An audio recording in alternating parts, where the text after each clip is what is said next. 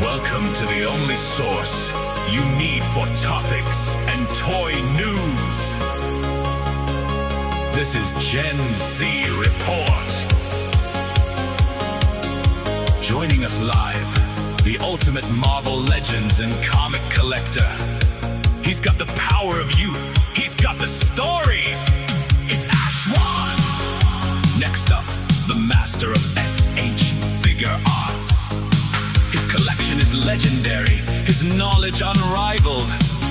Say hello to Zion. And leading the charge, the one and only, the fearless McFarlane apologist and the agent who never sleeps. It's Agent Zman.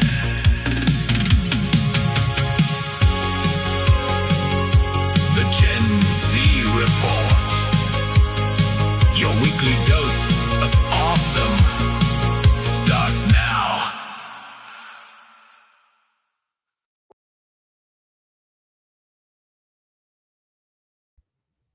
What is up, everyone? Welcome to the Gen Z Report, your weekly host of awesome topics and awesome news.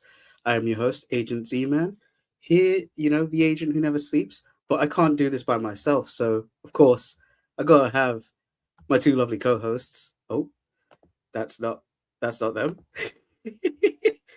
StreamYard loves to do this, but there you go. We got the lovely two co-hosts, Ashwan231 Comics and Zion. Hello, everybody. I have returned. Yeah. So obviously today's topic will be talking about, we'll be doing the rank the movies, but it's the Spider-Man movies. Although we have removed the Tom Holland movies just because they are we'll be talking about them on the phases. So I don't think we need to go through that. When we get to them, they'll be there, and then maybe after that, then we can do a whole of our if it beats the other Spider-Man movies, then. But let us know down in the comments below. But yeah, of course, as we always do, we always start off with our pickups. But we'll go from Z to A, and we'll start with Zion. What are your pickups? Oh, not that one. Not me. I have this invisible woman figure right here. You see, it's very accurate to the source material because you can't see her. Wow, the detail is astonishing. Superb. Fantastic. Yeah, exactly. Awesome. Have you got any pre-orders that you've that you got currently, or you've made currently, or kind of chilling for now? I'm still waiting on that Daredevil because I haven't been charged for it yet. No, I've seen a lot of people get that in. So it's, where'd you order it from? If you don't mind. Amazon. Ah, yes, Amazon. Amazon's a bit tricky, but Yeah. hopefully you'll get it. Yeah. From Zion, we go to Ashwan. Now, you always have some comics, something crazy. Give us the people what they want, or give the people what they want. Well, lovely people in the chat. So, of course, like Z-Man said, I have comics, clues in the name, Ashwan231 Comics, but of course, I have my YouTube channel every week, and so sometimes most likely I do the video the same day as I get my comics, and I show off them then, but sometimes I get stuff within the week after the comic book day, so then I tend to show it off on here, or Legends of Nika and stuff, but before I get to comics, I have a figure. So I went into In Demand, and Mum treated me just because I really wanted it, and she said you can have it. I got Dakin, or Duncan, whatever it's called. And I'm using the Mortal Kombat flight stands to put them on. Hey. So I mean, they are sturdy. So awesome. But he's really cool. I'm gonna try and build up the Dark Avengers slowly but surely. But I know that which I will say here, and I'm gonna say on Legends and Liquor tomorrow, that if anyone knows, even though like I wouldn't be able to buy it at the moment, just if there's an easier way to get Iron Patriot, because like I can't find him anywhere, and I don't want like one of you lot to then get rid of it just for my sake if that was what you were gonna do, or just if there was any way you could try and help me. But if not, then it's all right. They'll probably re-release it at some point. We're putting the call out here, and then we'll also put the call out on Legends and Liquor. Ashwan needs an Iron Patriot. But before, I have put Ashwan's YouTube link in the comments, so make sure you check that. We also have Jay. He's awake, saying evening all. He's probably doing his massive work on his display, so there you go. But take it away, Ashwan. So, of course, clues in the name, Ashwan 2 from Comics, so we've got to talk comics. And of course, I started off with an issue 1 that came out on Wednesday, but I got it Thursday just because I didn't have enough money for it on the day, so basically asked Grandad if he could buy it for me, kind of thing. But I got Bishop issue 1, so new Bishop series that is coming out. Heard good things from certain people that have read it. Like the story going on here is pretty interesting, and so excited to give that a read. And just wanted to say to people that from I will read tomorrow as well, but from Friday to today I've read 10 issues of Amazing Spider-Man, and so I'm kind of burnt out a little bit just because I'm trying to get through Amazing Spider-Man a lot. And so I've read 10 issues at the moment, and I'm aiming to read at least 3 or 4 more tomorrow. So that'll be pretty good. But there's a bit of a story. I shoe these off on my, or I technically shoe 2 of them off on my channel, but I'm just going to show them off here anyways. So Dynamite Comics makes Ben 10, I'm pretty sure. And so Ben 10 new comic series, of course, is made. Used to be a TV show when I was a kid. Used to love it a lot. And I bought a blind bag. And I got this very cool variant. I don't want to like blind you, but cool variant. Foil variant. But very cool. And then after that, so the story is, I went into my comic book shop. I saw they had another blind bag, and it was something that some people in the chat may be fond of, or I don't know. I don't think us 3 would be, because I didn't know of it until like being told by my parents and then people within the chat. Mask, the brand Mask, has a blind bag. And so they've got a new issue 1 out at the moment, and it had a blind bag. So I thought, right, I'm going to buy myself one, see what I get. I open it, and funnily enough, I get issue 2. So what Image has done with these blind bags, this issue isn't supposed to come out until a month away. And so basically it gives you an opportunity to get an issue a month in advance. And Right. so it's like ultra rare advanced edition. It's not even on Comic Geeks, the website I use, so I can't even like add this to my collection or anything because not supposed to be. So pretty cool. So I got that, and then cut to Thursday. I go back in there, and they have some more blind bags. And I said, "Grandad, can I get some?" And he bought me 3 because I thought I'd test my luck. I bought 3. The first one was Mask issue 1, A cover. Hey. So you may be able to tell where this may be going. Blind bag number 2, Mask number 1, A cover. Oh, So I'm like, no. right. I said to the guy at the shop, I'm not opening blind bags here anymore. Honestly, and then I opened the 3rd one. I got Mask issue 2, the same variant that I did the bag before. Oh, no.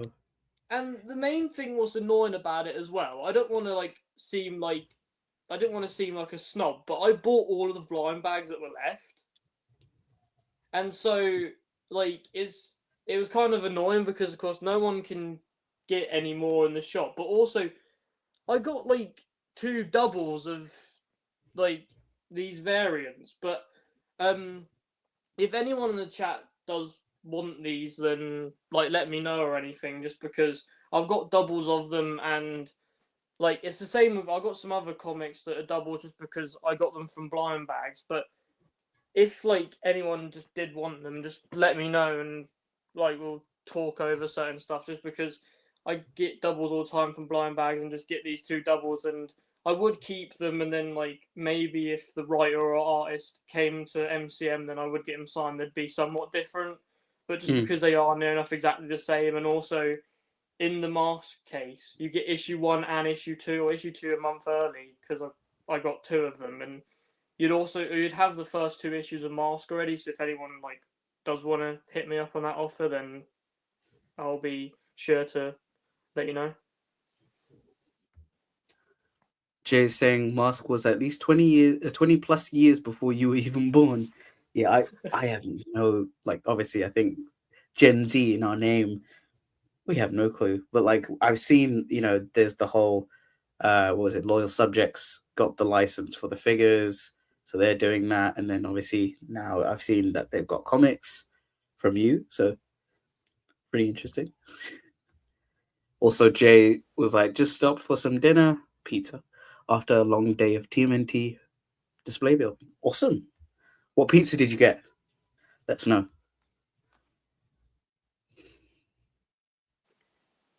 But that is all for me this week. Yeah, awesome. And Jay is saying, best animated theme song of the 80s. Oh, definitely have to hear that. But yeah, awesome pickups from Ashwan. Now we get to, last but not least, moi. Here we go. Only got 2 pickups, and I think you'll see that they're clearly themed from a recent movie that's out. But of course, after seeing it, I was like, yeah, I need to get something. But it is none other than He-Man from the Master Universe Chronicles line, and of course, the Skeletor from the Master Universe Chronicles line from the movie. So I was happy to pick that up. And I believe the He-Man might be the different running change where there's like his cross on the chest is more of like a gem. I haven't even taken them out, so it's a bit, and his face is a bit different and darker hair color. I know there was a different running issue, or not issue, but variants of them. So I'm happy to finally pick these up. Have you both seen the film, or will you be watching it? Because I know it's not everyone's cup of tea, like Master Universe in general, but I thought it was a great film. What about you guys? Watching it? For me, I really wanted to watch it just because I like the whole He-Man character in a whole. Of course, I don't collect the figures. I didn't watch the TV show, but like, just his character as a whole and just the villains as well just seem really cool. The designs are really good, and so I do want to watch the film. But it's just a case of like, I don't really want to go by myself, and I don't really know who anyone who would want to watch it with me.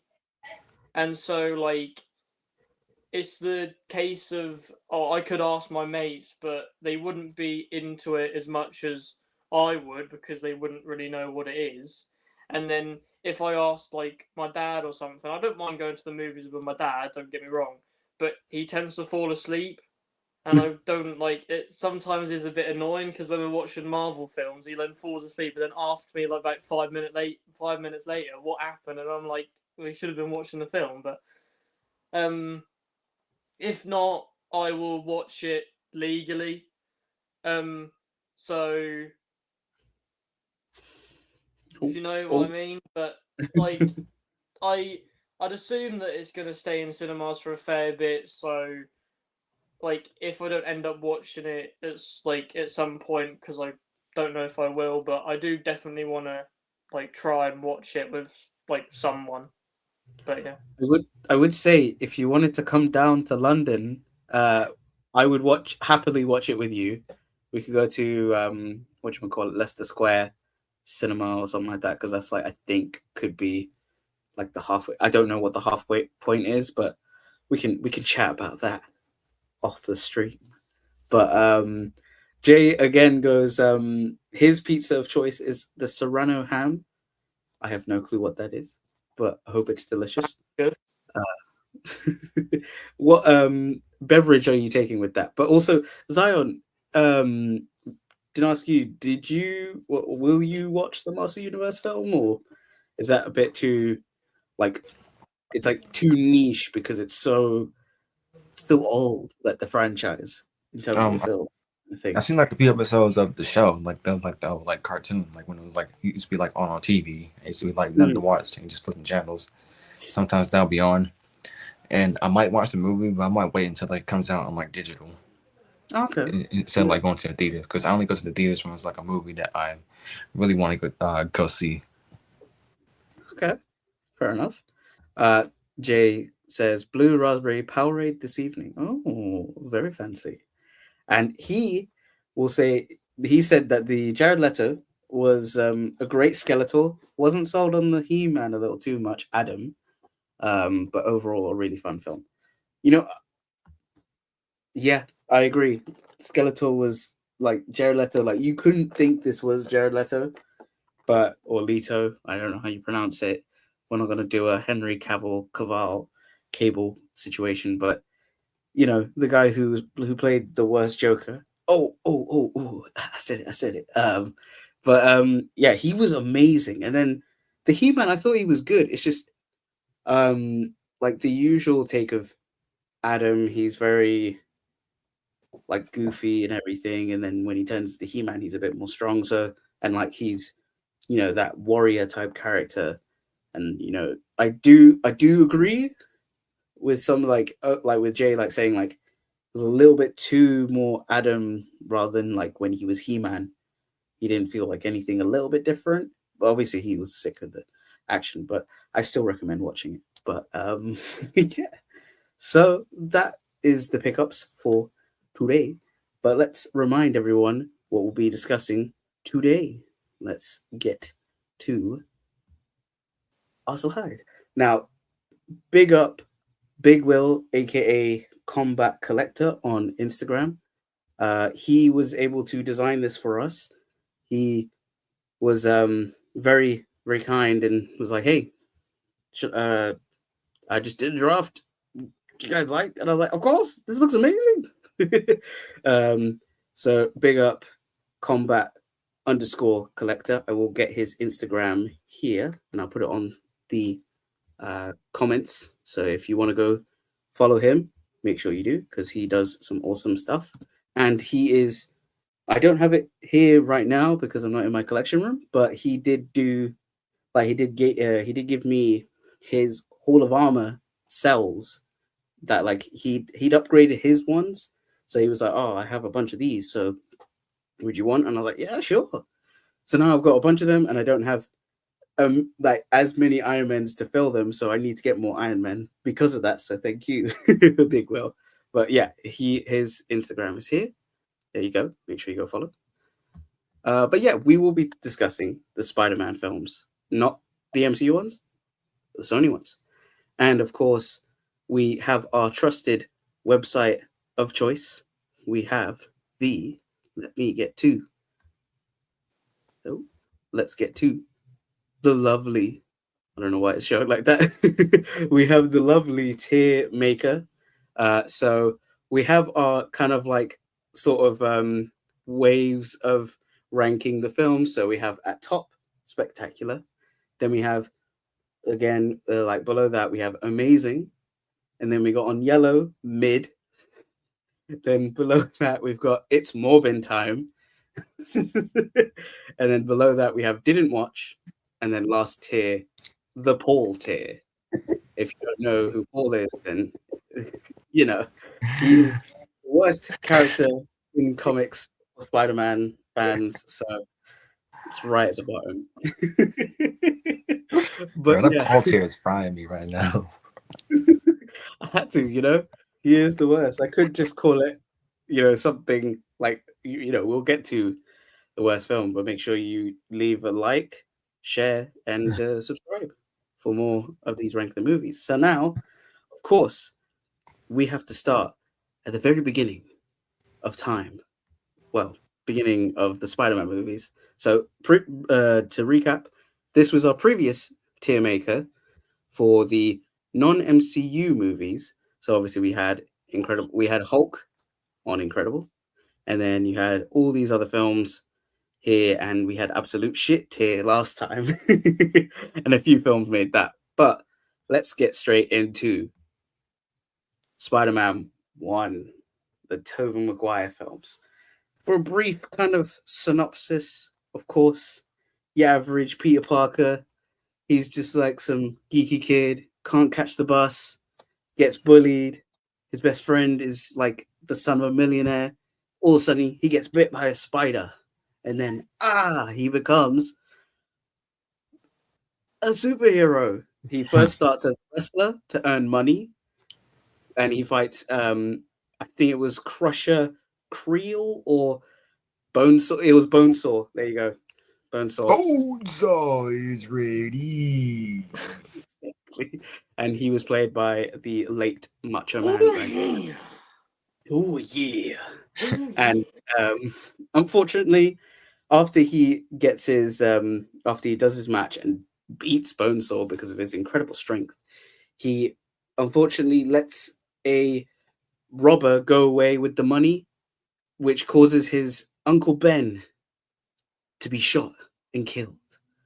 Now, it's so sad, so tragic, Uncle Ben. But he made sure to give Peter Parker, before his wrestling match, the iconic line, "With great power comes great responsibility." And then after that, you have the whole film where, Human Spider, aka his wrestling attire, but then he eventually gives the name. He's given the name of Spider-Man by Bruce Campbell. We're definitely gonna see him in a few other films, so let's just say that. And he eventually tracks down the killer, but then it's like, I can't do it. So then he changes the costume and gets a brand new costume of Spider-Man. He eventually becomes a superhero, and his foe in the film is, of course, Green Goblin, Harry Osborn's father, who goes a bit crazy, and he tries to do some sort of like, his company's going into shits and they're gonna like fire him, and then boom, they have the fight. And long story short, doesn't end well for Green Goblin. He gets killed by his own glider. But when Peter Parker, when Spider-Man brings the body to Harry, like the Osborn mansion, it seems like he kills Norman Osborn in Harry Osborn's eye. So now it starts, at the end of that film, starts this sort of rage against Spider-Man. This like, you killed my father. And we'll see that in the next film. But that is the synopsis of this wonderful film. We have the great J.K. Simmons as J. Jonah Jameson, with his fat cigar, always. You had James Franco as Harry Osborn. You had Mary Jane. You had the lovely Uncle Ben and Aunt May. You had Joe Mangalingo, or that's not his name. Joe Manganiello. I still don't know if I pronounced it right, but he was Flash Thompson. And yeah. And obviously Tobey Maguire as the iconic Spider-Man. But that was the recap or synopsis. Now, I would ask you two, from A to Z, what are your highlights? And then we'll go, after we go around, we'll go with what your lowlights are. So we'll start off with Ashwan. What are your highlights? Highlights is that he gives off a nerdy like performance of Spider-Man, because of course we'll get to the other twos as Peter Parker, but like he seems nerdy, and Peter's supposed to be nerdy, and like he suits the Peter Parker side of the character because, like, of course, like I said, the nerdy part, and also just his and Aunt May's dynamic is just like really like or done really well because like she is a because Peter is a bit older, she's an older woman, and so they have that thing in this film because of course we'll get to the other films, but film by film they get a bit younger, and so like but like this film overall, like characters, just this is one of the first ones I watched. Oh, this is the first one I watched, and it's just this film was just like awesome, just because you got James Franco, like you said, as Harry Osborn. You got Willem Dafoe as Green Goblin, and his like performance as that character is just it's monumental. Even though I know like some people may not like his suit just because of the whole like mask thing. But he looks cool and like he suits the menacing character. Like he is basic like he is the best Green Goblin, I think. I mean of course the best Green Goblin that we've ever got. But it's just like even though of course it is a Spider-Man film, I feel like Willem Dafoe is a main standout in this one. And like Jay said in the chat, Macho Man's in it as a Bonesaw.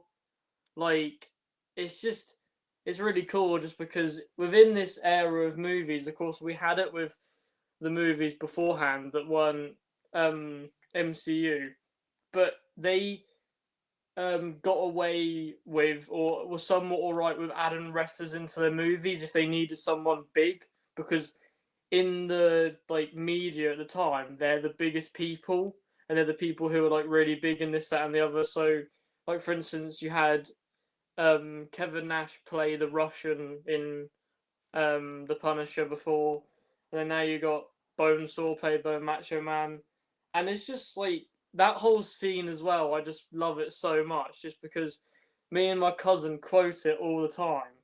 Like we start doing all like the poses, and we start like we just keep quoting it to each other, and it's just like the amount of quotes in this film as well. Like there's so many. I know it's a Gen Z term, but meme-worthy things within this whole like movie, and it's just like there's certain films that when they're made can sometimes not like hold their worth now, but this one I could watch it whenever, just because of how good it is. Like this was my Spider-Man like growing up. Like I love this Spider-Man. And it's what I want from Spider-Man and like a load more. But I think it's bloody awesome. I'll say that. Awesome. Now, Zion, what are your highlights of this film? Just briefly, or like what are your highlights? Because like I think we're all gonna have the same, but like it's always good to see like or hear what your thought is on this, because like it's definitely the first, but yeah. The first like live action real Spider-Man, and I like how this Spider-Man's like this version of Peter is like he's like nerdy, and it's like a different take because I'll get into this later, but Peter Parker is like more than just like that scrawny nerdy kid, but this version plays that real well. I like how this one is like just you can tell that Sam Raimi was very like in love with the comics, because this movie has so many like it's so like close to the actual origin. There's so many like references to like the different comic panels. It's like nearly like 1-to-1 with the actual origin of the movie. And the side characters, Harry I think was good. Aunt-Man, Uncle Ben, just perfect casting. Like whenever I think of Aunt-Man, Uncle Ben, these are the two versions that I think of. J. Jonah Jameson, what haven't we gonna say during this whole trilogy? He's like iconic as this role, and he's like that. He's like you can't imagine Triple J and not think of J.K. Simmons. The only version that's like good without J.K. Simmons is the '90s, but that was before. But every other version past this, it's just like the actor and the character just like combined into one. Green Goblin is like that an amazing villain. Like he's like menacing. He's like a physical threat to Spider-Man, and he has like so many like iconic one-liners and moments. And I quote some of his lines like all the time. Yeah, the suit. I never thought the suit was bad. I always thought like it was good because like Doc Ock is not like comic accurate. No one's a problem with that.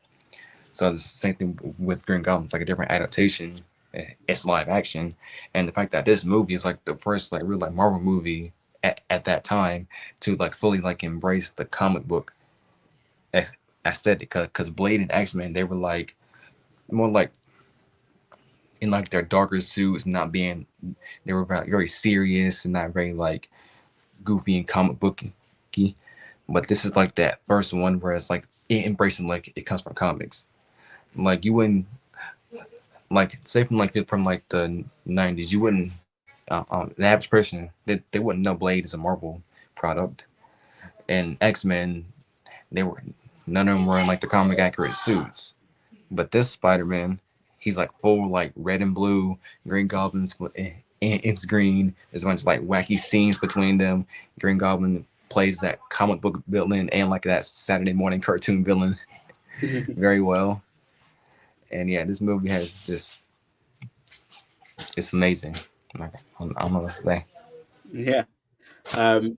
Like obviously this is the only legends we have because I read like I put on here on this picture the two like figures that I think are like still some of these figures are like astonishing, and I'm kind of like upset that we don't get any more like celebration of the Raimi films. I know we've recently got the pre-order or the announcement of the Green Goblin from No Way Home, which pretty much, will work as just this Green Goblin version that we have in this film. But I put the wrestling suit Spider-Man because we don't. Oh, yeah, Ashwan's got the Doc Ock, which I think I need to get now. But the fact that we don't have a comic version of the Masked Marvel, which was Peter Parker's wrestling name when he donned the wrestling costume before the Spider-Man outfit, but we don't have this iconic wrestling suit in figure form. Like the only one, like I know there's third-party ones, but like from Hasbro, we've not gotten one. And also this battle damaged Spider-Man that we see in front.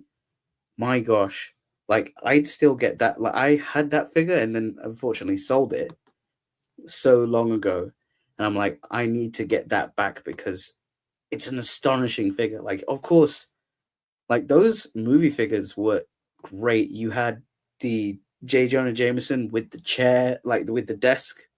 So like that's great for like, a display piece, and now that is expensive. You also had this many Spider-Man figures, including the battle damage and this human, like the wrestler suit outfit, because you could change the arms and have a regular Spider-Man, or the wrestling like Spider-Man and have an unmasked head. So it's just like crazy time for collectors, and I still feel like we need to get more Raimi figures. But I'll say this: an iconic film. You get the origin, you get Uncle Ben, you get Aunt May, you've got a brilliant villain with Willem Dafoe's Green Goblin, and I'm gonna share this this picture of what the prototype of the Green Goblin mask would have looked like in the film instead. And yeah, I wouldn't mind this, but I think the helmet that we got is so iconic for this film, and I think although you can see sometimes where there's like a mesh where the mask, where the mouth of the mask is, and you can clearly see it's not, like his mouth is not moving, like the person who's under the suit, because obviously it's not all the time Willem Dafoe in the suit, like just a suit actor there.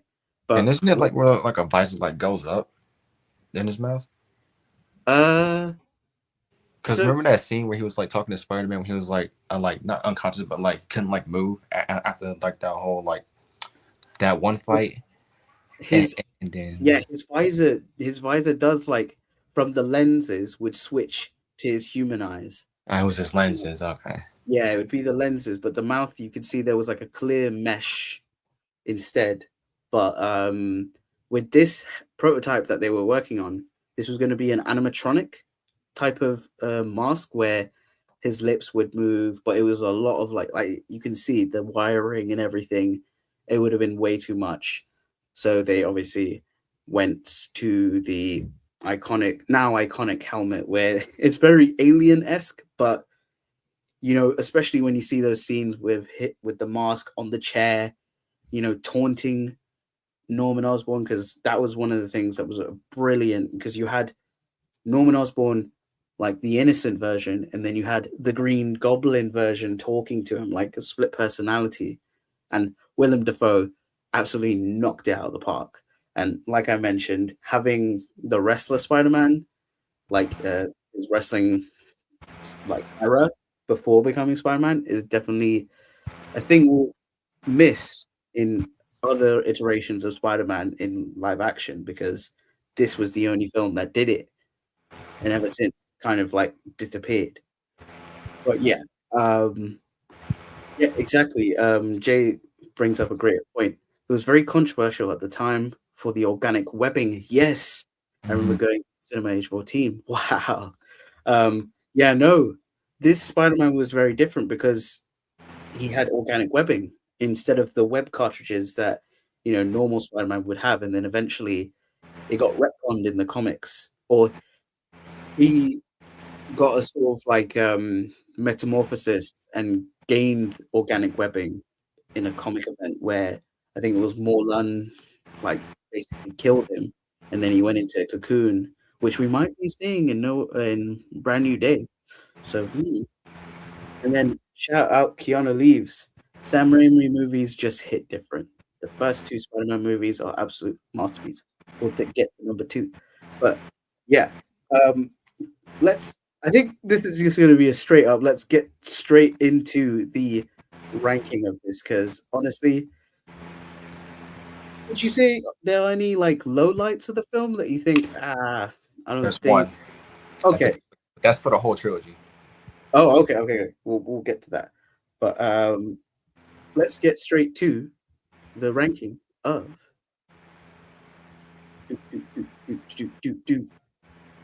Spider-Man 1. Now, where are we putting this? Are we? Yeah, we have to collectively. What are we thinking?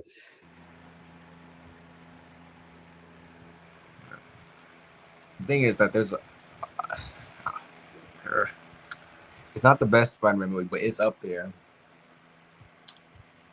But I don't want to put it in a tier because like there's other movies that's good, but it's not me. But Spider-Man is like way better than those other movies. I mean, we can always move it later on when we get to certain movies, but this is the first film we're putting on here, so we can literally do anything. But yeah, what do you think, Ashwan? Where do you think you'll put it? It's either amazing or spectacular for me. Okay. I for one will say spectacular, but Zion, what do you think? And I'll put in amazing. Okay. Decisiveness. I will for now put it at. I mean, it's 2 against 1, so I'm gonna put it spectacular, but we can move it. Don't worry. Don't worry. Jay says spectacular for me. Same for the second. Now so we put that there, and now let's get straight to, because we got a lot of films, so let's get cracking. So from movie 1, we have movie 2. Oh, now this film obviously had the introduction of Dr. Octopus, which was an amazing villain. You had like the horror, the tragedy. I mean, let me zoom in for. There you go. Oh yeah. You're making me jealous. I need to get that figure. Stop it. Stop it. The power of the sun and the power. Power of the southern part of my hands. We also had a few other introductions in this film. We have Ursula and Give me rent. That guy. As well as having the introduction of Dr. Connors. As this film, we move from high school to kind of like I guess university. Yeah, college. Yeah, college. Where we have Dr. Connors as Peter's teacher. And we also have the introduction of J. Jonah Jameson's son, because unfortunately, Mary Jane decides to go out with J. Jonah Jameson's son. What is it, J. Jonah? I always forget his name because John Jameson. John Jameson. Yeah, because eventually in this film, like, you know, Spider-Man's doing his thing, but his whole Peter life struggles. So then, unfortunately, he doesn't have time to be with Mary Jane. You got Harry Osborn, who's like on his dick, basically being like, "Oh, you know Spider-Man," because obviously he gets a job at the Daily Bugle, and they're kind of like, you know, not paying him well. And he's like, "Oh, Spider-Man's my mortal enemy. He killed my father. Why didn't you tell me who he is?" And Peter's like, "Shut up, man." And you know, obviously he is kind of like, I wouldn't say responsible, but when the whole accident happens with Dr. Octopus, which I mean Doc Ock, where he gets his whole like interface scrambled to his like back, and now it's permanent, the arms. It is technically like Spider-Man's there, so it's like but you have so much going on that it causes so much stress to Peter Parker that he briefly loses his powers because of all this like overuse of like him just focusing on being Spider-Man, but trying to like juggle around being Peter Parker. But then eventually he loses his powers. He briefly enjoys the whole, I don't have to use my powers. I get to have a regular life. But then, of course, the spider comes back crawling to bite his ass, to be like, no, you got to be a hero no matter what. And then eventually he gets his powers, and then he has to fight Dr. Octopus, and he reveals his identity to Mary Jane, which, you know, Mary Jane's about to marry this man here, you know, but then after seeing that, oh, now I get it. That's why you're so busy. But yeah, they don't have that much time. They have to fight Doc Ock, which then leads to Doc Ock's death, as he has to, you know, bring the machine that he's recreating from the original time of like harnessing all that energy. He brings it down to the river and supposedly dies, and we end off there. But we also have another appearance of Bruce Campbell, as this time he's not the ring announcer.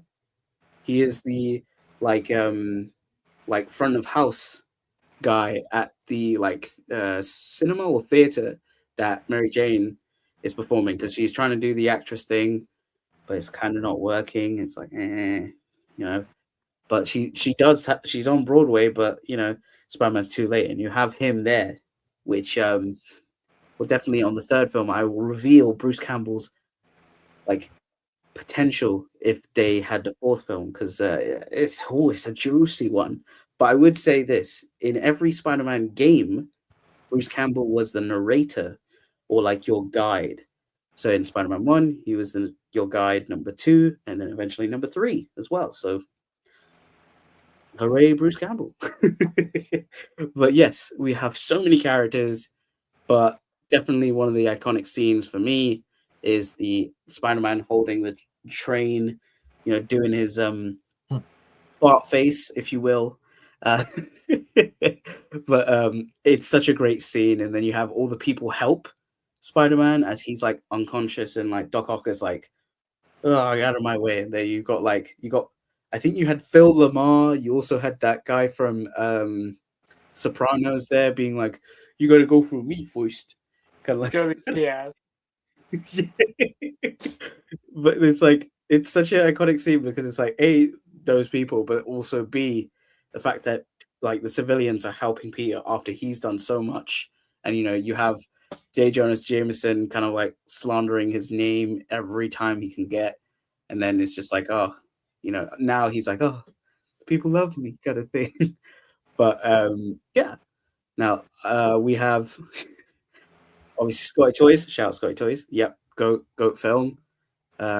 Jay goes, Spider-Man 2 is the best comic book film ever, Marvel side, with The Dark Knight taking that role for DC. Ooh, I can't wait when we get to DC films because that's gonna be that's gonna be juicy. But also, oh my god, Got the highest highs with the lowest lows. Exactly. And we have Virtual Dave. Good evening, lads. Good evening. He said, I always hate two things with Spider-Man 2. Peter losing his powers never made sense. And when Harry gets Doc Ock to find Spider-Man and to get Peter to tell him where he is, he throws a car at Peter. Oh, yeah. Well, I think the whole thing of his losing his powers it's more of a mental kind of like Psychological. Yeah, like psychological. It's like he's doing so much and everything and he can't take it. Like he's extended himself in a way. Like he's doing so much as Spider-Man, can't handle it, and then he causes this like mental block where he can't even he loses his powers. And it's like he has to gain that kind of like confidence back in himself that he is like he should be doing this because I feel like he loses that reason in this film like halfway through of like why am I being a hero when these guys hate me and it's causing so much stress in my life. But yeah. Now, what are your highlights of this film? Will go from Z to A. So Zion, what are your highlights of Spider-Man 2? This movie, my favorite Spider-Man movie of all time. There's only one other movie that rivals it as my favorite, but for a long time, this one's been my favorite. And this is, again, the 2001 Marvel. The first movie, like Blade, X-Men, and Spider-Man, were good. The second one just takes what everything's good about the first one and just dials it up to 11. And this is the best example of that. And like Doc Ock is like an amazing villain. This is one of his best adaptations. It's not my favorite one, but it's still one of the best adaptations for Otto. And all how they like, there's a lot in this movie, and I think if the movie was made like in today's standards, it wouldn't work. But like 20 or so years ago, when Sam made this movie with all these different ideas, all these different like characters, he made it work. Like we have setups for like future films. Like we have Dr. Connors. Fans know who his story and how he trying in the future. We got the whole story with like Harry wanting to avenge his father. J. Jonah Jameson is even funnier in this movie than he was in the last one, and especially with that meme of him laughing. Like that's just all his moments are iconic. But that laughing one is like probably the most iconic out of the whole trilogy.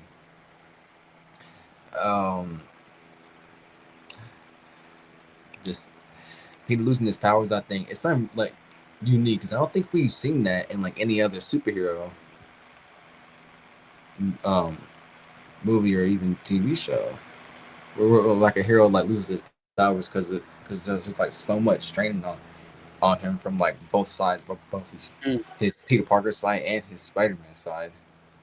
And this movie does an amazing job of that. And just like the first movie, it shows that Sam Raimi is just so in tune and passionate about Spider-Man that he recreates some shots from the comics, like from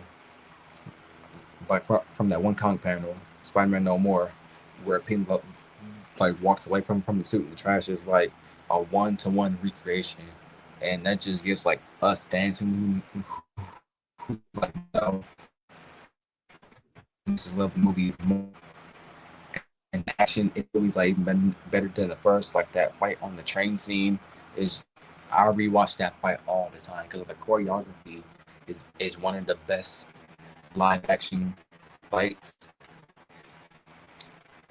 without any like CGI or anything. Just like hand the tentacles, like fights on. And then the bank scene is also very good, where they fought, and the way Peter gets his powers back, but like Aunt May like telling him the stuff that he needed to hear, because for the whole movie he's been like dealing with stuff like it's been like hard for him. He's been like he lost his confidence. Like everybody seems like he's like turned against him. Like J. Jonah Jameson's always saying his name, makes half New York hates him. His best friend keeps on talking about how he needs to bring Spider-Man to justice, and little does he know he's Spider-Man himself. Mary Jane, I'll get that later because I have a whole rant to go about how much I hate her. Yeah, real good. Like the, the landlord always talking about rent.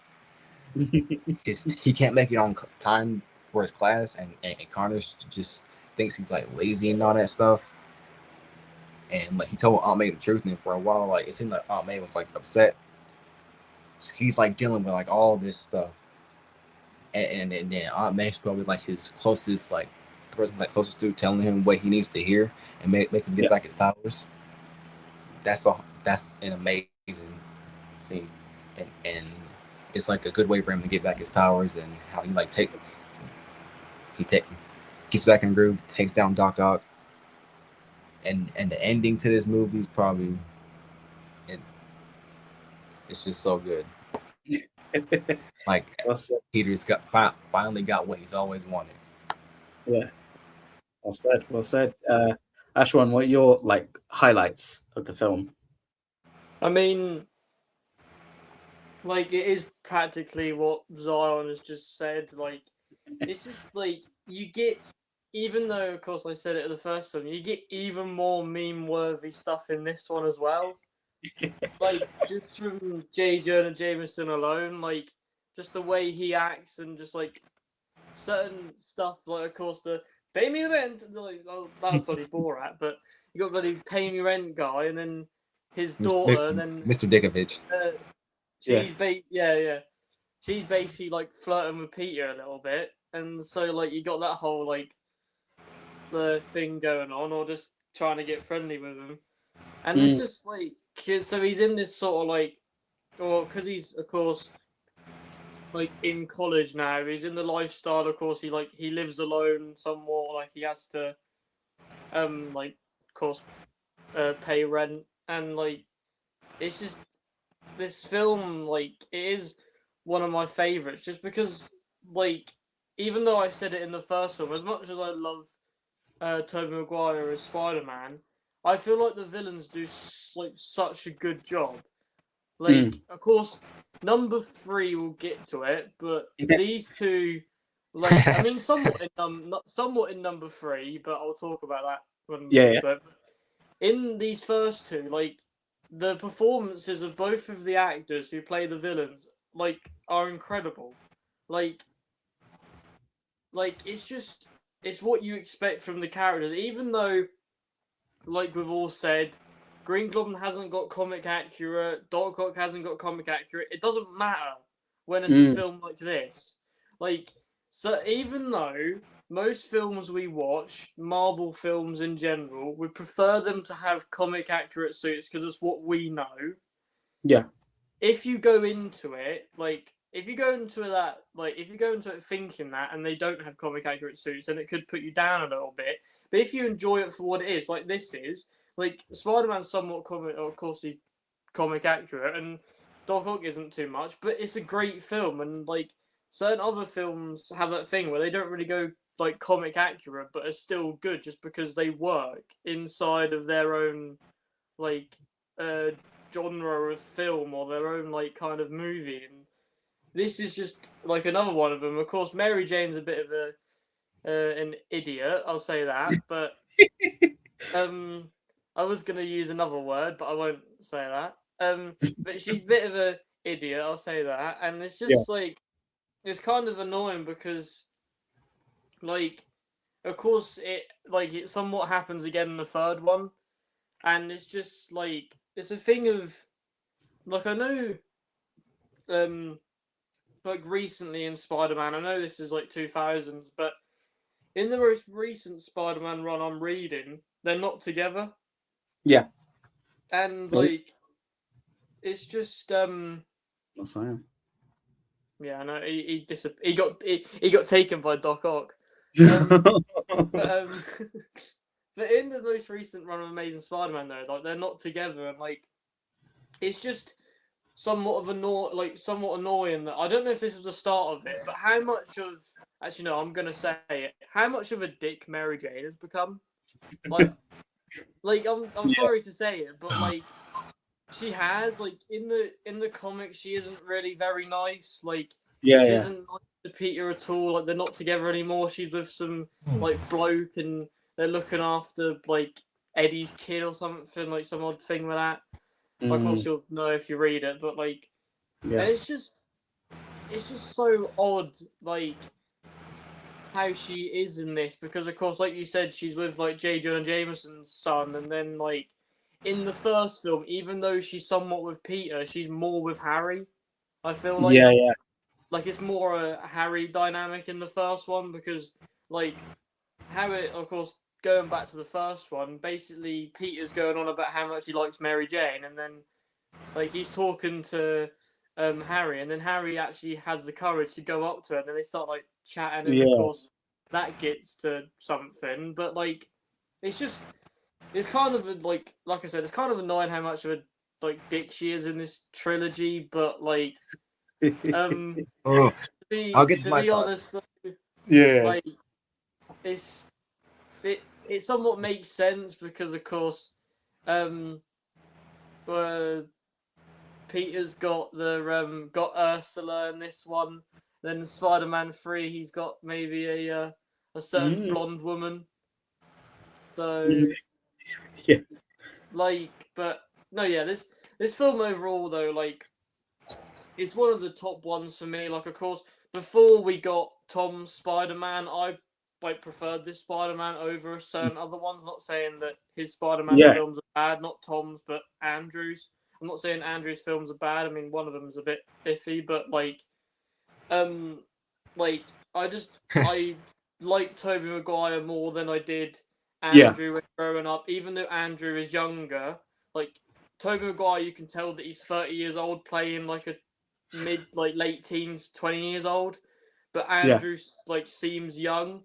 But like of course we'll get into Andrew when we Yeah. get to it. But this is my Spider-Man, and I Yeah. love these films. So yeah. Yeah. Well, I think one thing I had to kind of like show is like, from the first film, Mary Jane had, red hair, like she was a redhead, like Mary Jane should be. In this, her hair becomes more of an orange, and you'll see in the next film, her hair color is very inconsistent. From proper red to orange and then slightly blonde. And I feel like they kind of like just gave up on her hair color. I gotta check this out.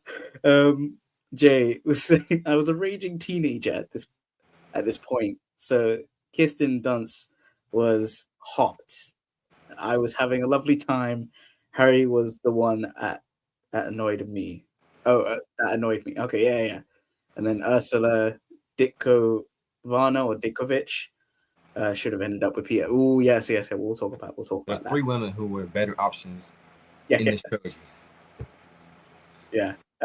I did want to show, because I think with each of the Tobey films, I'll show a certain like hidden kind of like Easter egg. But in the end where Mary Jane leaves her wedding to finally be with Peter Parker, because obviously it's like after the whole, revealing, who do we see here? Who do we see here? Well, Yes. funnily enough, this was the stunt actor for Tom Jane or Thomas Jane, because they initially wanted to do a Spider-Man and Punisher film, but of course that never happened. But he still made it, the stunt actor, to be like, oh, what if, what if? So in some alternate reality, we would have had an awesome crossover film with Punisher and Spider-Man. But let's get straight into ranking Spider-Man 2. So already Jay was saying if first two movies aren't in spectacular, there'll be a riot. We luckily put Spider-Man in spectacular, but who knows, that might not change. But what about Spider-Man 2? We've heard a lot of good things, so where shall we put this? There's What do only you one tier this movie belongs in. Oh,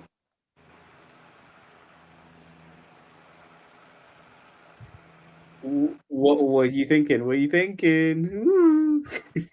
Spectacular Spider-Man. I think we're all agreeing. And you think it's better than Spider-Man 1? For sure? Yes. Boom. There we go. There we go. We did it. Spectacular for Spider-Man 2. Boom. Absolute. Woo. Peak.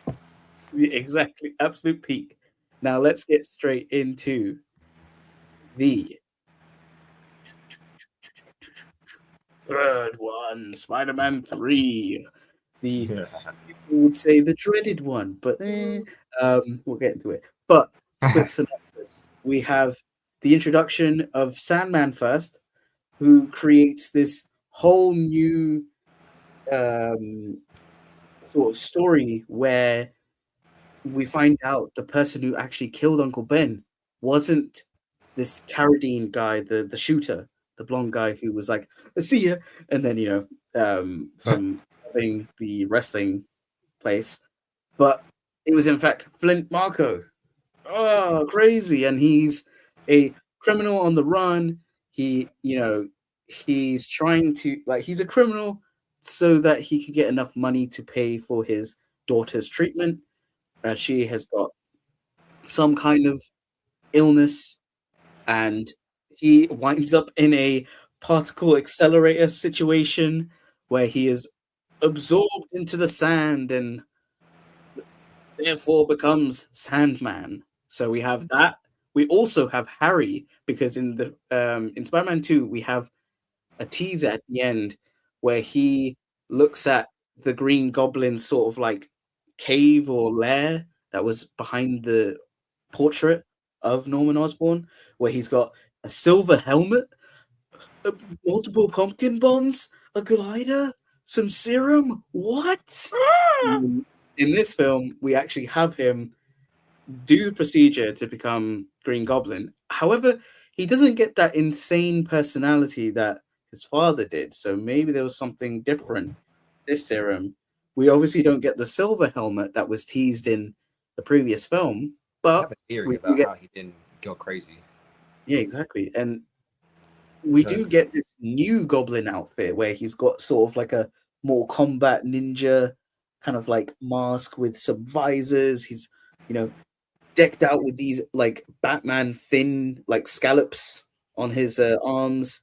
So he's like, ha ha, sort of situation. Peter is in a situation where he wants to pop the question to Mary Jane, and it eventually goes with the case. Mary Jane goes, no, thank you. But it's more so because she's dealing with a lot of her personal issues where she's not doing great in the theater. She got replaced. And then all of a sudden, we have the introduction of Gwen Stacy, who is played by Bryce Dallas Howard, where she's pretty much, she's a student at, Peter Parker's college/uni. So she's smart. So it's like, oh, cool, comic. But then she's also a model. So kind of comic accurate because, when in the earlier comics, Gwen Stacy was sort of like a model of the time. Like she would showcase in new outfits in the earlier comics, like old school comics. But she's there, and Spider-Man gets the key to the city. He kisses Gwen Stacy, not thinking that Mary Jane would look. So Mary Jane gets jealous. So then by the time Peter pops the question, she goes no. And Peter's like, oh man. And like it also happens to be like when they're in the restaurant, we have the return of Bruce Campbell as a waiter with a French accent, being like, oh, let's put the ring in the wine, and when you pop the question, we'll have a music band, but it goes absolutely terrible for Peter, and he's at his lowest. But meanwhile, we do have a crash landing of a pod containing an alien symbiote that reaches Peter Parker, and while he's sleeping, all cuddly in his costume because he's just like on this death mission to find Sandman or Flint Marco because he's been told that he is the actual killer. So Peter has this like guilt of like, I killed the wrong guy, or like, oh, I gotta kill him, or I gotta find him. The symbiote goes on him, and we get symbiote suit Spider-Man. Exactly, with that sweet new black suit comes a lot of anger, frustration, rage, emotality, as I call it. Yes, the black suit, the black, or as some would say, the black Air Force energy. I don't know. It's that Gen Z talking, but Black Air Force energy. Yeah, Black Air Force energy. But we got the introduction of emo, Bully Maguire, where he's just like kind of like how Red K. Clark is in Smallville. He's strutting. He's like, yeah, boy, and like I know it's silly, but I think in terms of Peter's mind, this is just him like with no limits, no restraints of being like a normal person. So he's like, he goes after Sandman, basically almost killing him. Then he will he pretty much like destroys Goblin after Goblin has an accident, has amnesia, then remembers, then steals Peter's girl, being like, I'm gonna threaten you, Mary Jane, break up with Peter Parker. So you have all this craziness happening, and then you have the emo, like you also have I know he's not in the picture, but we have Topher Grace as Eddie Brock as the rival photographer. And it's like, oh my god, what's going on? Like, and then Bully Maguire is just like, haha, that guy is using fake images. He was photoshopping. This is before like AI overtakes with the art and everything. He was more like, that's a Photoshop. You suck. And he loses his job. But with all this aggravation, anger in Peter as he is Bully Maguire, he unfortunately slaps Mary Jane. And I think that, there's part of like it being like vindication, Mary Jane, you treat Peter like shit. But it's too much. It's too much rage. He also lashed out on the pay me rent guy, being like, he's like, oh, what about the rent? He's like, you'll get this rent if you fix this damn door. And he just slaps the door. Pure anger and pure memehood from Peter Parker with the symbiote, but it's too much. So he, goes to a clock tower to be like, oh, I'm upset. And, eventually through the bells, he is able to take off the suit. But who's underneath in the church praying for the death of Peter Parker? It's none other than Eddie Brock. And then he gets gooped on by the symbiote and becomes Venom. And he's like, haha, I know Peter Parker now. I know he's Spider-Man. And we have this crazy fight scene at the end where you've got Venom, we got Sandman working together to defeat Spider-Man, and Mary Jane is the damsel in distress in the webs, the symbiote web. And then we do have the return of New Goblin after his face is pretty much fucked up by Bully Maguire throwing one of the pumpkin bombs on his face. Although, like, to be fair, it's not too bad. He's got, a little bit, plastic, kind of like, but he finally let go of his ego. Although his butler, holding on to the secret that, oh, by the way, Master Harry, I saw that Spider-Man, the wounds of Norman Osborn were from his glider. Ooh. Sorry to mention it now, even though you've been hating Spider-Man for no reason. Anyway, New Goblin joins the fight. They defeat Venom, but also by doing that, they also kill Eddie Brock as they get the symbiote off, about to blow it up with a bomb, but Eddie Brock jumps in like an idiot, gets himself killed, and also the symbiote. But of course, this doesn't end well for Harry Osborn as he is stabbed and he dies. And then, Sandman just goes, "Hey guys, I didn't mean to kill your uncle, by the way. It was an accident. Like, I just got shook and I shot him. My bad, G." And then Peter's like, "I forgive you." And then, Sandman just goes, "Deuces," and fades away into the background. And the film ends with like this uncertainty of, will Peter Parker end up with Mary Jane? Because it just shows him at the scene where she's, there with her orange hair singing, and then Peter's there, and it's like, what will happen? What will happen? Oh, oh, oh. But nothing happens. We don't know, because that's it. That is pretty much it. Before we get to your thoughts, I do want to show the almost look that we could have gotten for the symbiote suit, as definitely it was, like the take on the symbiote suit having the webbing was a very unique thing for this movie, but this is what it potentially would have looked like. Well, initially what it looked like, where we had the symbiote suit and they were playing with the question of the different like symbols, so either a comic accurate symbol for the Spider-Man chest or the, Toby like curved spider, but also the suit was like sleek, black, glossy, no webbing, and very, very like almost accurate. But you guys probably don't know that the reason why they didn't go with the suit is because someone said it looked too much like a porno version of Spider-Man, which I'm like, what? So eventually we got the like raised webbing that is now iconic. But yes, that is Spider-Man 3. What are your thoughts? We'll go Ashwan. What are your highlights? Your quick highlights, as we still got a lot of films to cover. Like the performance, like I said, with the performances in 2 and 1, like of course Tobey Maguire does like really good in this as well, but I think the main villain standout for me is Sandman. Like I feel like he just does a good job.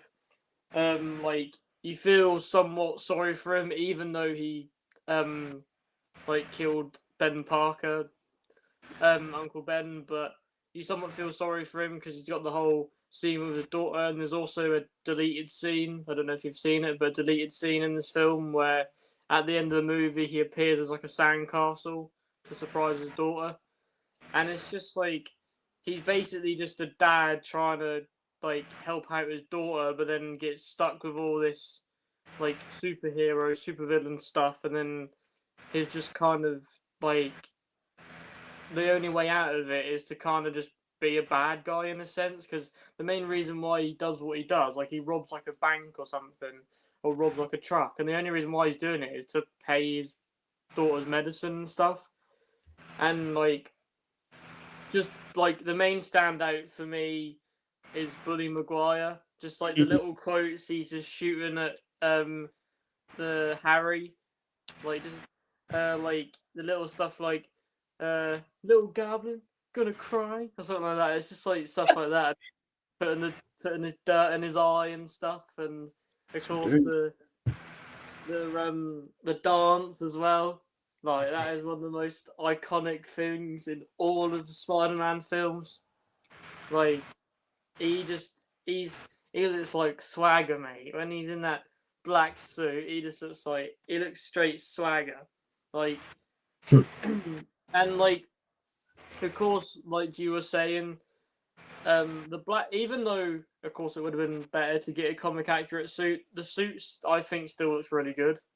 Like I know it's literally just a black coat on top of the already red and blue suit, but it looks good. Like, of course, I can't really speak for Venom looking good, but like it's just when I was a kid watching it, I did like, even though Venom was like small, I did kind of get scared of him a little bit just because he looked kind of scary. But like at the same time, it like brought me out of it whenever like Topher Grace's head would just pop out, and I'd be like, oh, what's this guy? And it was just like like the scene as well at the end when Peter finally defeats Venom, and it's just like it goes with the whole like sound thing, and he just puts these like poles down, and then it's the whole thing of like the end where Eddie can't let Venom go and ends up like dying because of it, because he can't let go of Venom, and because he feels so powerful with Venom that he kind of can't let it go, and it leads to his demise.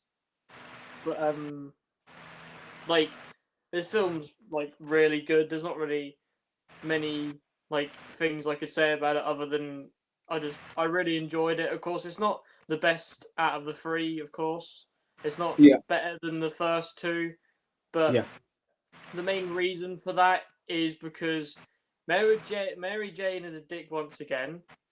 So I don't think that helps. And two, it's the fact that they do put a lot of stuff in, like into this film that I can't remember the runtime of it, but they cram a lot of stuff in. Yeah.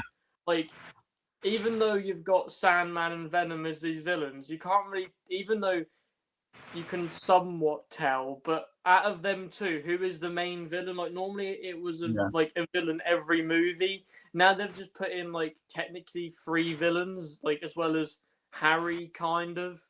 And so like it's just kind of confusing, like to be honest, because it all just goes like a bit like that. It just because all jumbles all together, and it's just a bit odd. But I enjoyed it when I watched it as a kid, and I somewhat enjoy it every time I watch it. But yeah, it's okay.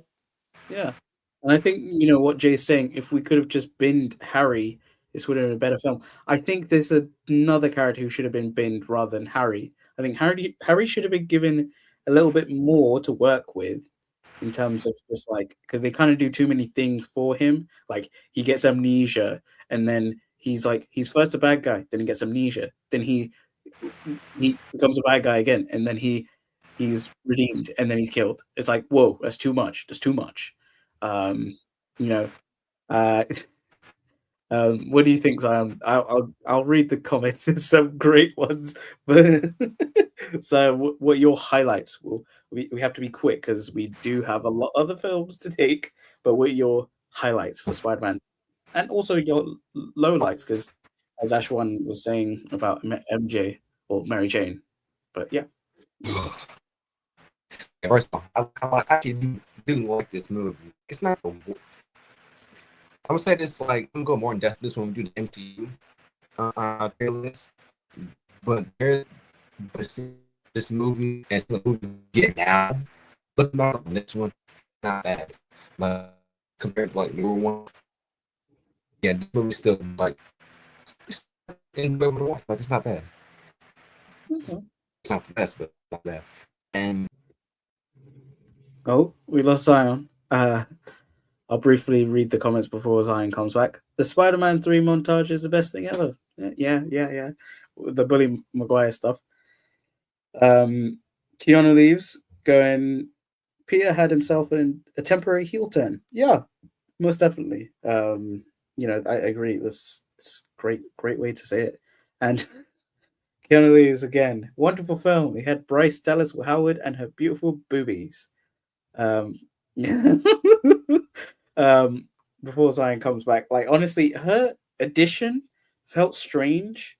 It was just like, oh, we've got another lover or potential lover, but she wasn't given that much characteristics. Like there's some semblance of her being like comic version where she's, a smart girl and, potentially someone that Peter could, be with. but then she's also like a model, like, but she's basically Mary Jane in that sense. And then you're just like, wait, whoa, what's going on? As we Zion is connecting, so it's cool. Also, one of the things that was strange about this film is, I think we've all said about Mary Jane, just strange. Is the fact is that Sam Raimi never wanted to have Venom in this film. It was more of a studio mandate to include Venom, as he was a popular villain coming into the comics. And I mean, he'd already been in the comics because this was like past 90s, but his popularity had increased. So initially it was just going to be, I think, Sandman and New Goblin, and then Venom was put in. So if you feel like Venom was half-assedly like put in there, you're not wrong. Zion's been taken out. I don't know what's going on. The Google is creating chaos. I also wanted to show this briefly, how the Venom figure, well, no, that's there we go. Here we go. So the Venom figure that we got in the like figure line or toy line, he had like this extended jaw, like typical Venom. In the movie, he's pretty much a Spider-Man. He's got the Spider-Man mask with like teeth. But I always thought the figure had a better representation of Venom. Like, he had a better look than what we got in the movie. Like, it's not too bad, but I think one of the things that lacks for this Venom is size. Not big. I know Venom has fluctuated in different sizes. Like, when you get the Venom solo films, he is pretty much he's a giant. But some versions he's like same height. But, yeah. Zion, what are your you jumped back in? What are your thoughts? I know you did some highlights. Were there any lowlights that you wanted to go? You definitely wanted to talk about Mary Jane. Yes, this version of Mary Jane is, there's two love interests in live action adaptations that I hate to my core. It is Mary Jane from these trilogies, and Iris West from the CW Flash. But we'll get to that like another day for Iris. But Mary Jane, the comic Mary Jane is supposed to be by Peter's side, like, except that he's Spider-Man, helping him out and taking action. She's not a damsel in distress, like how the movies presents her. Like in the comics and like the TV shows and everything and cartoons and everything, Mary Jane stands up to the villains. Like, she stands up to Hydro Man, who's a literal person with like water powers who can easily take her out. And then when these movies, she easily gets kidnapped by Doc Ock. Easily kidnapped by all these villains each movie, and Peter has to like come and save her, and she doesn't. And what does he get in return? He gets her terrible personality. In her first movie, she's with Harry. She's on Harry with Spider-Man. But she kisses Spider-Man while she's dating Harry. Second movie, she's with John Jameson.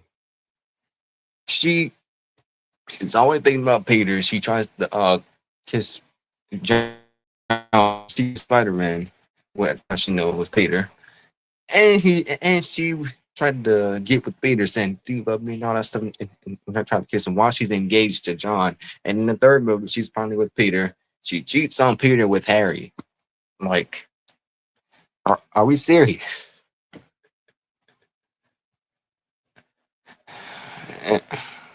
She's always talking about, what about me? What about me? While Peter's been struggling to keep the city safe, and he's literally the protector of New York, and she's worried about her acting career. Yeah. What are we doing? Exactly. I think so annoying. Yeah, exactly. Virtual Save says that the problem with Venom isn't his size, it's his voice. He didn't even try. Yeah, exactly. What Pete gets in return would need X-rated Spidey to see that.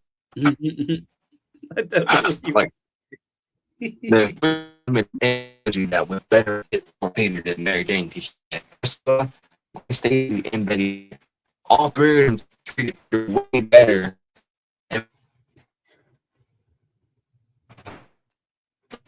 no hate to the actress.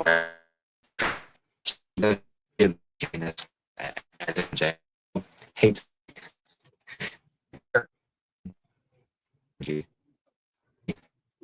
Zion, your connection is very crackly. Let me see. Oh, it's fine. But yeah, yeah. It's okay now. Yeah, I can hear you. Okay. Oh, perfect. Yeah, Mary Jane, big problem. But we've given her too much screen time. Yeah, no, Skynet has taken over the Wi-Fi. Oh, as you said that, Jay, why'd you say that you Zion got deleted? But I think this film has a lot of there's a lot of iffy things, and I think just the genuine way they portrayed Mary Jane, or the awful take of Mary Jane was, I think it could have been like the comics, the comic people being like, oh, Mary Jane shouldn't be this love kind of interest kind of thing, because the comic, I think it was Joe Quesada, he hated Mary Jane and Peter Parker's relationship. So, eventually we got, the whole Mephisto dealio, and ever since then, no longer.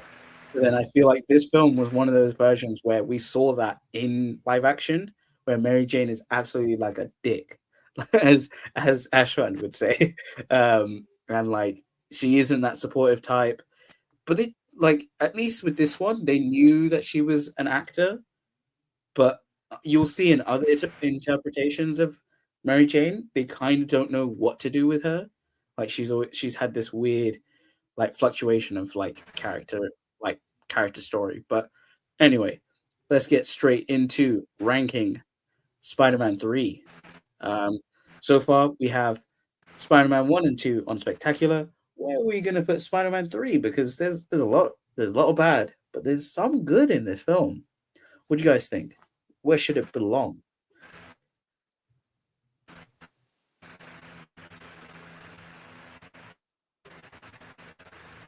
I'd say mid is fair. Yeah. Zion, what about you? Yeah. Okay. The first film in mid is Spider-Man 3. It's good, but there's a lot of bad. And before we get to upper mid. That's a great take. Before we get into the next film, as we move to a different universe, I wanted to show briefly what could have been Spider-Man 4.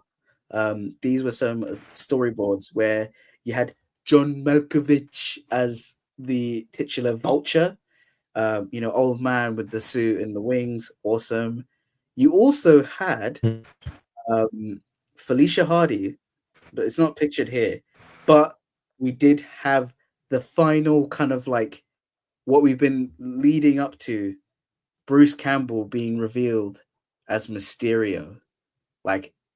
It would have been the whole thing of why is he in these films in different roles? And it would have been revealed that he was actually Mysterio all along. Now, if you played the Spider-Man games, like the Spider-Man 1 and 2, Vulture was in the first game, like in the movie games, and then Shocker was in the first game. You had Puma, you had Black Cat, but also you did have two versions of Mysterio that weren't Bruce Campbell, that they were the comic versions or whatever. But this would have been the take that they would have eventually had Bruce Campbell play Mysterio, and it would have been like, oh, what a big plot twist. But yeah, so yeah, you can see, and I think Felicia Hardy would have been the new love interest for Peter Parker. So already they were going to kick out Mary Jane. But let's from now. Zion's disconnected. We'll wait to see where he is. But let's move. Let's get straight into Amazing Spider-Man. As I'll do the synopsis, and then hopefully Zion will be back in. Let me just see if he said anything. No, nothing. Okay, Amazing Spider-Man. We're in a new universe. New universe means new actors, which also means a slightly de-aged version of Uncle Ben and Mary and Aunt May, although they're still old. You have you know, pretty much a modern take. You have the titular, Peter Parker, the geek, getting bullied by Flash Thompson.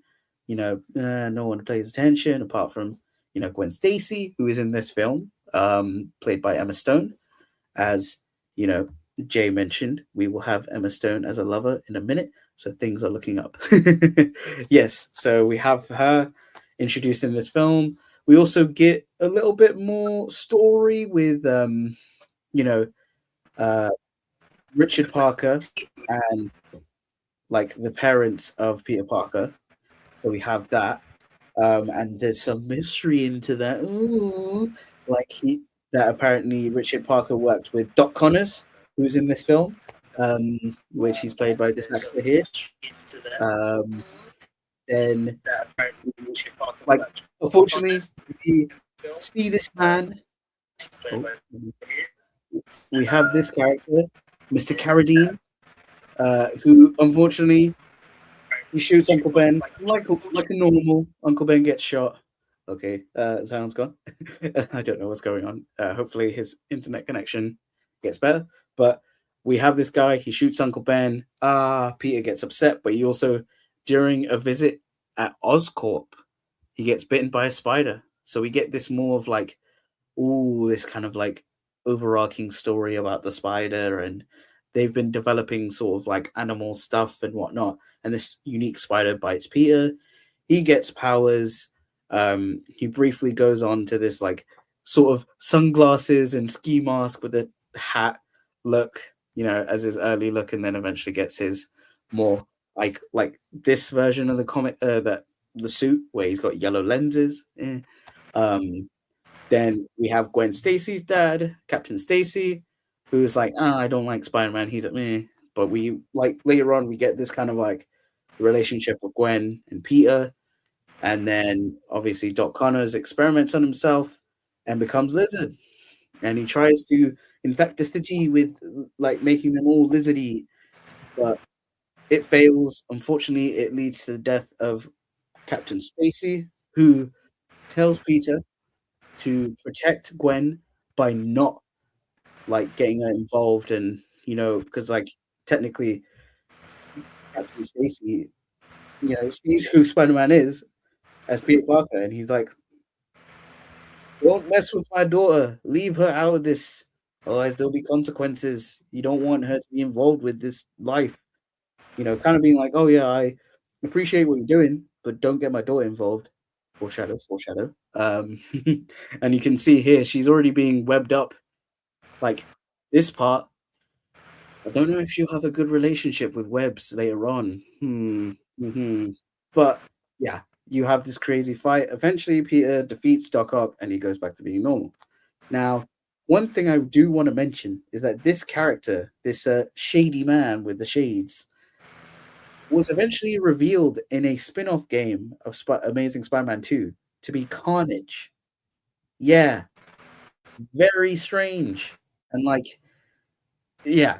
Well, luckily he didn't make it to the live action, but those Amazing Spider-Man games have their own lore. Like the first Amazing Spider-Man game is a spin-off, like it's a sequel to the movie where you have Alistair Smythe and all these, genetically modified like humanoid creatures that have been infused with animal like genes, and you have versions of Rhino, versions of Scorpion, but they're not like it's Mac Gargan. It's like a species created character, and you have vermin, all this sorts. And we also get in that game the first appearance of Morbius.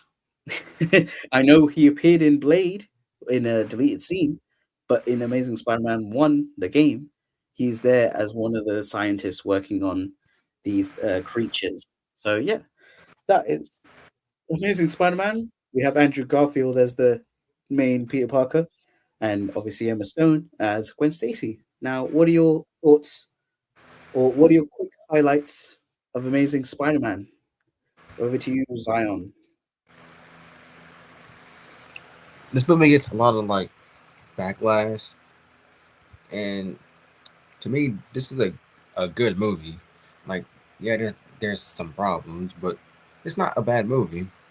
And I like Andrew Garfield as Spider Man because he represents a different version of Peter Parker. Like I mentioned before, Peter's not just that dorky little kid who gets like bullied all the time. No, Peter has like he stands up for people. He like helps out people. He's done like stand up for himself, and he has confidence. Like the '90s shows that well with Peter now being that soft little kid, and this one shows that well. And it like he has like a lot of moments where he stands up for that one girl from Flash. He's like a skateboarder too, and it shows that Peter's into that like not cool things because back then skateboarding was seen as like not very like popular to do. Yeah. Yeah, it's just like for the time period.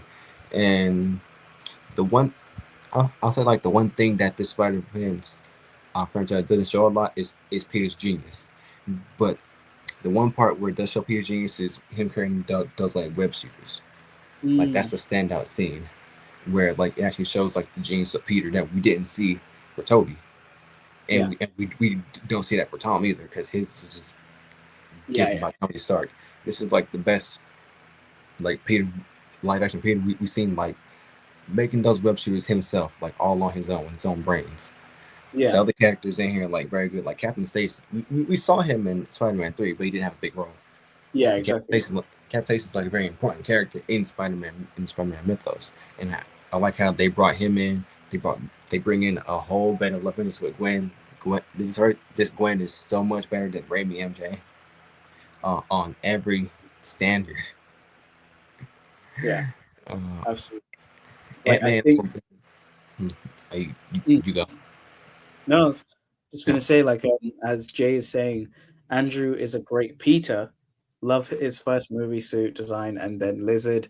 So a winner for me. But yeah, you like, yeah, Ant-Man and Uncle Ben, pretty good in this movie too. It's not as iconic as the last one, but they still do like a good job.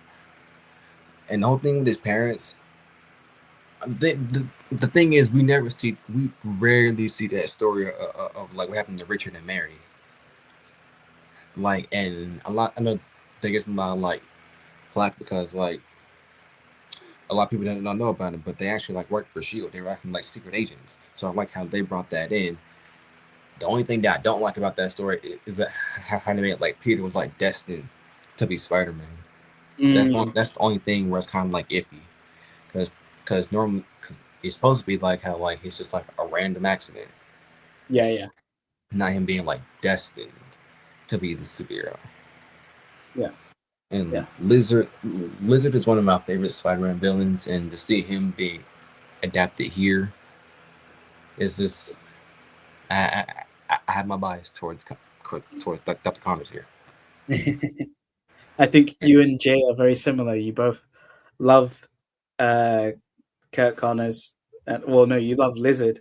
So it's like also would be another film get spectacular ranking from me, but it's my Lizard bias as he's my favorite character.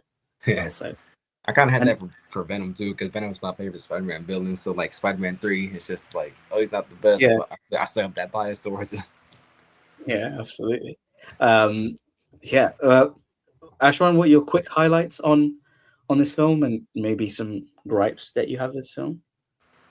I'll just say, like, overall, I think the film is really good. Like, Lizard design is like, he doesn't really look like a normal looking lizard, but I still love the design very much. The actor who plays him does a very good job, and this was one of my first like introductions to Kurt Connors, and I think it done it very well.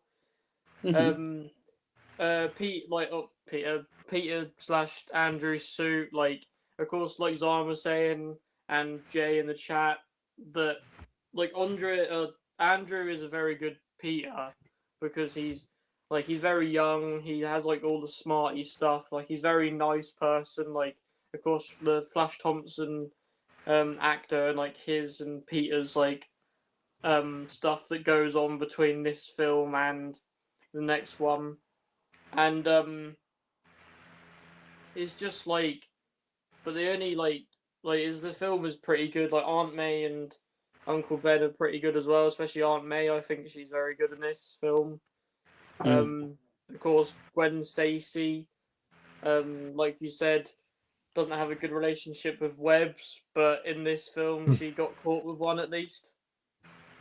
And so yeah, but like the only gripe I have, but it doesn't bother me too much because it somewhat makes sense, is that of course Peter's suit has yellow lenses, and like he has a weird like underbottom to his shoes. Yeah. That's created his suit himself, and he used sunglasses like lenses as his goggles, and then he used the bottom of like his trainers as like the bottoms of his like suit. So it somewhat makes sense, even though design wise it looks a bit odd. Yeah. But it like makes sense in the story, and yeah, I when I watch this film, I love it personally. I don't think it's better than the Tobey Maguire. Oh, I think it's better than 3, but I don't think it's better than 1 and 2. But I still like really enjoy this whenever I watch it. Yeah, well said.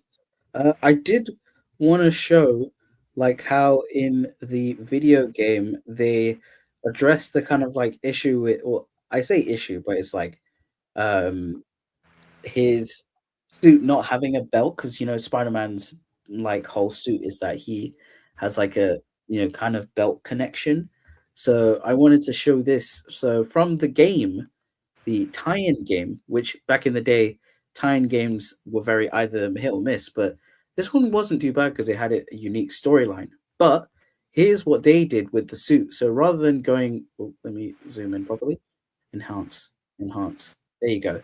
So instead of making it just a one like a adaptation of the film, they decided to do a new story, and they gave Peter an upgrade while having like an actual belt. So each time he needed to replenish his webs, he would just like literally put his hands back onto his belt to replace the webs. So it was definitely a functional, like they've thought of function. And I think one of the main takeaways of the first suit of Amazing Spider-Man is that it was function over look. Like it looked like he actually made it. We see like how the soles of the feet look like a sneaker, or like of shoe, like proper shoes and everything. And yeah, like it definitely, this game, it I gotta say, it's one of the highlights. Like it also had a suit, like a symbiote suit, straight up, like just as an unlockable, but not like, oh, it's part of the story. It was just there, like, hey, if you wanted to play as the black suit, but Amazing Spider-Man universe version, you could. And I do believe they had a Man Spider outfit where, because the whole story was about like cross contamination and these kind of like cross species, so you had this Man Spider look where he crazy, like he doesn't have the 4 arms or the 6 arms, but at least he looks like mutated. Like it didn't happen in the game. Also, one of the things I gotta say is like both all the Raimi films had battle damaged suits, all of them. Like whereas the first one, where his lens is like ripped and he's got little rips on his costume, to the second one where he's got a lot of rips on the costume while he's saving the train. The third one had some rips, but minor. But also in this film, he has like rips on the costume, and in the game, they did a lot of battle damage. Like if you took a lot of damage, his costume would get proper messed up. But yeah, you'll definitely see that in later costumes. Well, Tom Holland Spider-Man costumes, they don't get that much battle damage. It's like every film he's unmasking. We'll get into that. We'll get into that later. But let's get straight into ranking this amazing Spider-Man. But before I check that, Virtual Dave says, I don't like the start of the movie because Peter was only going after the bad guys that look like Uncle Ben's killer. He doesn't become Spidey properly until the bridge scene. I actually do agree on that. And Jay is going, he's off to bed now. Every other live action Sony film can go in the bin for me, as I hate all the Venom films. Have a good one. Have a good one, Jay. And yeah, Retro Dave agrees the belt in the game looks a lot better. I wish they did that for the second film, but we'll get into that when we get to the second film. But what do you guys think? Where should Amazing Spider-Man go? Should it go amazing, like the title? Or should it go mid? Or should it go Morbin time? Or should it go Paul tier? Or spectacular? Who knows? What do you guys think? I agree with the title of the movie. Ashwan, you agree? Yeah, amazing seems pretty fair for this amazing Spider-Man film. There we go. Yeah. So far, we've got the first two Tobey Maguire films as spectacular. Then we have mid in Spider-Man 3, and now amazing with Amazing Spider-Man. Perfect. Now let's move straight into Amazing Spider-Man 2. Uh-oh. With this film, we have the relationship with Peter and Gwen going strong. Peter's doing his thing. He's got a new suit, which pretty much is a Toby suit, but the wider lens. So it's like, and he's got wider lens, so it's pretty cool. He's doing his thing. He's helping firemen. He's helping people. He's also dressed up like with a hat and everything, crazy. You also have more stories with the Oscorp company. We're back into the Oscorp stuff, and we have one of the employees who unfortunately gets he's a big Spider-Man fan, who's Max Dillon. I'm saying that's his name. Yeah, who's played by Jamie Foxx, who he's like very geeky. He's got like his hair is so it's so stupid. Let me get a picture of it because it's like crazy. But like we have him. He's a big Spider-Man fan, but he's also a loner, and it's like, and Spider-Man remembers him, and it's like, oh, like it's always like, oh, so hard for yeah, let me get this image because my gosh. But he accidentally falls into full of electrical eels that basically turn him into energy, where he's blue. He's like, he shows up in like the city where he's like, like he's in a hoodie. Peter kind of forgets him, but then like it makes it like Electro, like he becomes Electro, so he gets mad, tries to do this, then he eventually he gets defeated. And we also have like this Russian mob guy. He gets defeated in the beginning. We'll get back to him later. But we have Electro defeated. We also get the introduction of Harry Osborn, played by the guy who was the main villain in Chronicle. So we have him. Dane DeHaan. Yeah, exactly. He's chilling, but his father, Norman Osborn, has this weird like sickness, which is like they create this whole plot like thing where he had this sickness, and Richard Parker was working with Kurt Connors on this cure all thing, which was the whole spider thing, and basically like causes the plane that Richard Parker and his wife were in to go down. Like they basically straight up try and assassinate them, basically killing Richard Parker. We'll get into that. But it's this whole conspiracy theory that Oscorp was, in this whole like thing of trying to get this spider, and trying to recreate this and all this research thing, which Peter tries to like uncover as he's like, Oscorp has been doing some shady shit, and he's trying to figure out what's going on. Unfortunately, Norman Osborn has a sickness. Harry starts to experience this sickness, and he's like, I don't know what to do. And like, he asks Peter to ask Spider-Man for his blood because he thinks that Spider-Man has this miraculous spider, like he was bitten by this miraculous spider. So he has this, great blood that could potentially save him. Unfortunately, Peter is reluctant because he's like, I don't know what it will do to you, bro, because you've got this weird illness that no one knows about. Quite frankly, it's a bit stupid. and like all of a sudden, like eventually, Harry is like very sick and he becomes this hateful guy. And he talks to his receptionist, Felicia Hardy, played by Felicity Jones, randomly. Sort of situation. Also, you have Alistair Smythe, played by BJ Novak from The Office, Ryan. If you know him, there you go. Who like, oh, we got this experimental thing. Why don't you try that? And unfortunately, Harry Osborn becomes Green Goblin, and he's like, Spider-Man, we gotta kill him. And he's all crazy, and he's like, Electro, I'm gonna give you this sweet ass like slippery suit that you can wear that looks very uncomfortable or just straight up sucks. Because he's like, we don't do bare naked energy, even though Ultimate Spider-Man, Electro is pure energy and naked most of the time. If you played Shattered Dimensions, he would joke about that.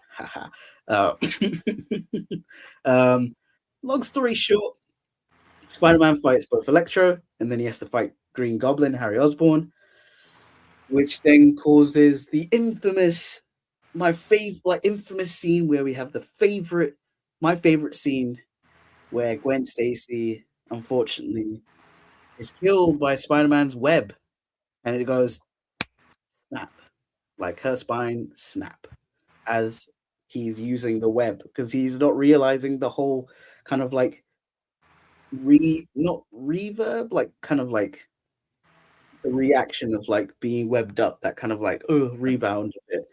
Just whiplash, kind of like whiplash too. Yeah, major whiplash. Yeah, proper major whiplash. And no Iron Man. Yeah, exactly. And unfortunately, she dies.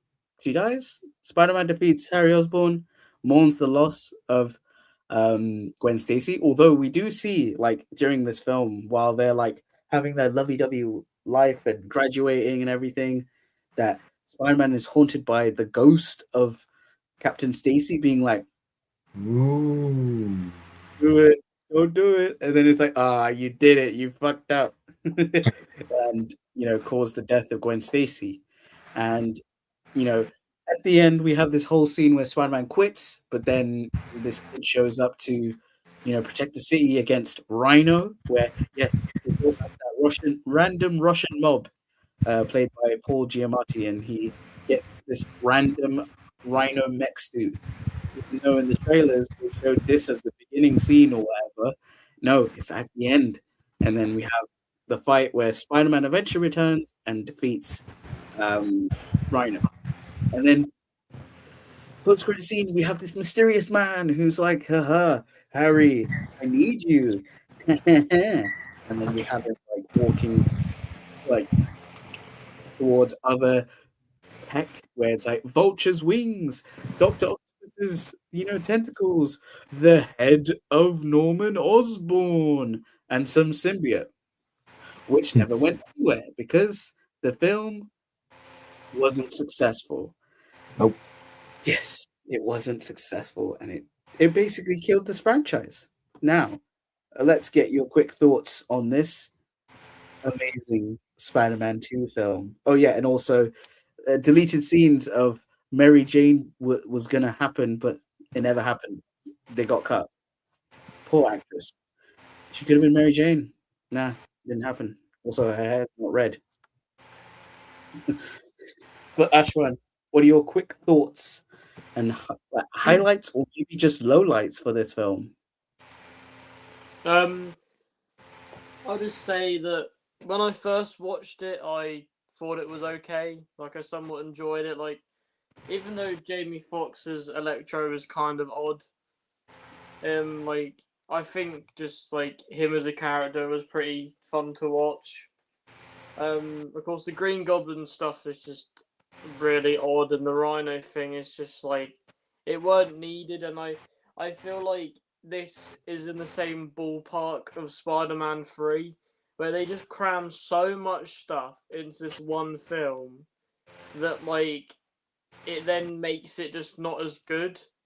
And I feel like it's the main problem with just this and Spider-Man 3. Like, it's just you don't need like numerous villains. Like, you could have had, even though like the Harry Osborn thing, maybe they did have to do it in the same film, but you could have had like that, like at the end of the film, like him take the serum, then it's set up the next one or something like that, and then not have Rhino in the post-credit scene, which somewhat doesn't make sense, even though the costume design is a bit iffy, but have that be like the end of the film, and then at the start of the second film or the third film, then he act like it's the aftermath of the fight or something. It's just, but like the fact that of course it just goes nowhere as well, and like I when I first watched it and when I watched it like after, I do somewhat enjoy it, but then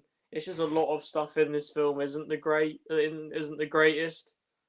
But overall, I'd say is pretty good though. Okay. Zion, what are your quick thoughts of or highlights or lowlights of Amazing Spider-Man 2? Yeah, the villains in this movie are very odd. Electro, I will give this movie props because Electro is not very like when like TV shows, cartoons, and movies are like adapting Electro. They don't know what to do with him. They just make him an idiot who wants pure energy, and that's it. So I do give props to this movie for like at least giving Max a personality. Like that's at least something. Green Goblin, I understand why they had to add him for the Gwen Stacy, for the death of Gwen Stacy, but the way they did it it wasn't well. And Rhino, I think Rhino should have just been like the opening for the movie. He shouldn't have came back because something that superhero movies do is they have like an opening where he fights like a low tier villain. Yeah. Then the villain just like goes away for the rest of the movie. Like a best example of this is like Crossbones and Batroc from the Captain America 2 and 3, where he's just like the opener for the movie, and that you never see that villain again. Yeah. So that's what I think Rhino should have been for this movie, because it would have made like at least like those parts of the movie like better, instead of having them come back and just like the whole like mechanize this abomination of a suit. Yeah.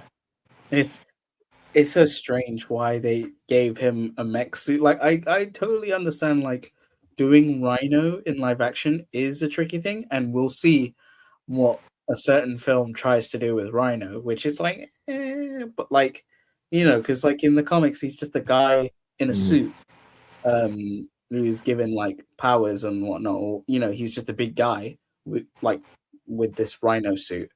And some iterations it's a magical suit, sometimes it's a mech suit, but like it's still like he's still a huge guy. Whereas this is just Paul Giamatti in a mech, and it's like, it doesn't work. And like they tried to make him like a villain, like at the beginning, he's the villain who's defeated, but he's not even Rhino. He's just like, you wouldn't know that's Rhino. Yeah, so like that's Rhino for me, and I don't mind if live action would do this, because you don't have to like explain, like he's just the guy in like who's huge and he's in a Rhino suit. He could be like a henchman, like how Yeah. Shocker and Tinker were in Spider-Man: Homecoming. Yeah, It's easy as that. Yeah, we'll definitely get to them. And also, I wanted to mention the fact that they had a deleted scene where they revealed Richard Parker was alive, and it was at the funeral of Gwen Stacy. It was so stupid. just this whole Richard Parker thing. Also, why does he look like Uncle Ben? He's got grey hair in like when you see in this picture here when they're supposed to be young. Why has he got grey hair? He's already too old. What the hell? And then he comes back and he's like, "Yeah, I look the same because they didn't even bother to make me like to de-age me." Yeah, sort of situation. But quickly, I wanted to show what Max Dillon looked like pre-Electro. There you go, lovely. Just lovely, lovely sort of situation. Better But, than what they did, better what they did with him in the '90s show. 90s show just made him straight up. Red He Skull's was, son. yeah, Red Skull's son. Yeah, Red Skull's son, which is just weird. And I I would think it take was this. because I would take this any day of the week over that one. the thing is, I think the best Electro is from the MTV Spider-Man new animated series with Neil Patrick Harris, as it was supposed to be kind of a Toby Spider-Man animated series with like elements of the films, but it also had characters like Craven. You had Wilson Fisk from Daredevil, the movie, show up. Crazy. But that Electro, my gosh, I think that version of Electro, so tragic because he's a victim of bullying and like hazing and everything to the point that they cause him to become it causes him to accidentally become electrocuted and everything. He's like having the worst time of his life. He's like contemplating life and everything, and then he becomes Electro, and it ends so tragically. I highly recommend watching that episode. It might be on YouTube. Check it. But yeah. Special Dave, it's Rhino at the start because there was a rhino on his underpants when he gets caught. Yeah. Great. But let's get straight into ranking this film. I feel like we've done enough talking of kind of just the mixed bag of it always. I personally I would say I think it's like the worst of mid, I think. But I wouldn't say Paul tier. I think there's still some highlights in this film. But what do you guys think? Do you think it should go with mid, but like lower mid or higher mid? Or it could be amazing.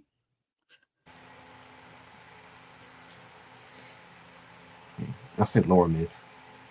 Mm-hmm. Probably Ashwan. I think lower mid. Yep. Awesome. There we go. There we go. Lower mid. There we go. Now we swiftly go from lower it's lower than mid. Ooh.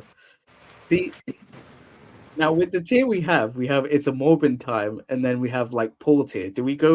Should we put it in Paul tier? No, there's movies in. Yeah, that's true. Now, 5 years ago, I would have said that here, but now I feel like I don't know if I want to. No, I don't think I want to. There's a point of do I just put it in a? Do I replace didn't watch on instead put that as just like a meh kind of film, or do we just keep it as lower mid? I'll keep it as lower mid because there are some good things about this movie. Like this movie has the best Spider-Man swinging out any live action Spider-Man. Yeah, true. I think one of the highlights of Andrew's films is that he had not Virtual Dave. I mean Andrew Garfield's Spider-Man films. His swinging was quite it was very smooth and very flowy in a sense. But, so now we briefly for two films go to animated. We enter the Spider-Verse. Oh, there we go. Into the Spider-Verse. Finally, we get this Miles film. It's also a multiverse film. It's it's Into the Spider-Verse where we have this spider that came out of nowhere. We have this universe where Spider-Man is a blonde, played by what was it, Ryan Gosling? No, not Ryan Gosling. Chris Pine. No blonde. The same. we have him as the main Spider-Man. Unfortunately, he gets in a mess with Kingpin. Miles is there as well with his uncle Davis, doing graffiti. Suddenly, like, is bitten by a spider, this Alchemex 42 spider. But as he's discovering his powers, he's unfortunately there's the death of this Spider-Man of his universe by the hands of Kingpin, as Kingpin is trying to um, basically bring back his wife and son, because in his universe they died or something like that. They were killed in an accident. So he's messing with the multiverse, and with this messing of the multiverse comes with other Spider people. So we have Spider Noir, Nicolas Cage. We have Penny Parker. We also have Spider Ham, and officially we finally get Gwen Stacy, but it's Spider Gwen, but kind of she's called Ghost Spider. It was more of a recent thing. She got called Ghost Spider because Spider Gwen doesn't make sense. But yeah, we got all these spiders there while Miles is trying to figure out who he wants to be. Does he it's all this chaos. Also, we got Peter B. Parker, who is this depressed Spider-Man. He's divorced his wife, Mary Jane. Like, he's overweight. He's just pretty much done with it. But during this film, he becomes more of a mentor, and we have this fight with a bunch of villains, and also we get an Uncle Ben situation with Miles, where his Uncle Davis, aka the Prowler, is killed by Kingpin, creating this whole great power comes great responsibility for Miles. And then we have the whole team up, and then biddy bom biddy bop, everyone goes back to their universe, and you create this whole Miles is now his own Spider-Man, and there we go. One thing I did want to point out, we got Tombstone, a female Dr. Octopus. We also got Scorpion, who looks insane. We also had Goblin while he was fighting Peter A. Parker. And then on this picture, we have the Rose, which I didn't notice that he was technically in this film, but he is. As they show like villains that are like in the hierarchy of Kingpin's like network, and they showed the Rose as well as Hammerhead. I know I didn't notice this until I was looking at the images, and I was like, "Wait, what?" I mean, we I love knew the Rose. I knew Hammerhead, but is he supposed to be dead? Is he supposed to be dead? Well, I don't know, because like they just go like, "Oh, he's like," it's just a picture of him in this wall of the spider cave where we see some spider suits, which are like, "Oh, crazy." And Aunt May already is working with spiders. Crazy. But yeah, I think, is there anything else more to say with this Spider-Man Into the Spider-Verse? I think, because I think we all like this film, right?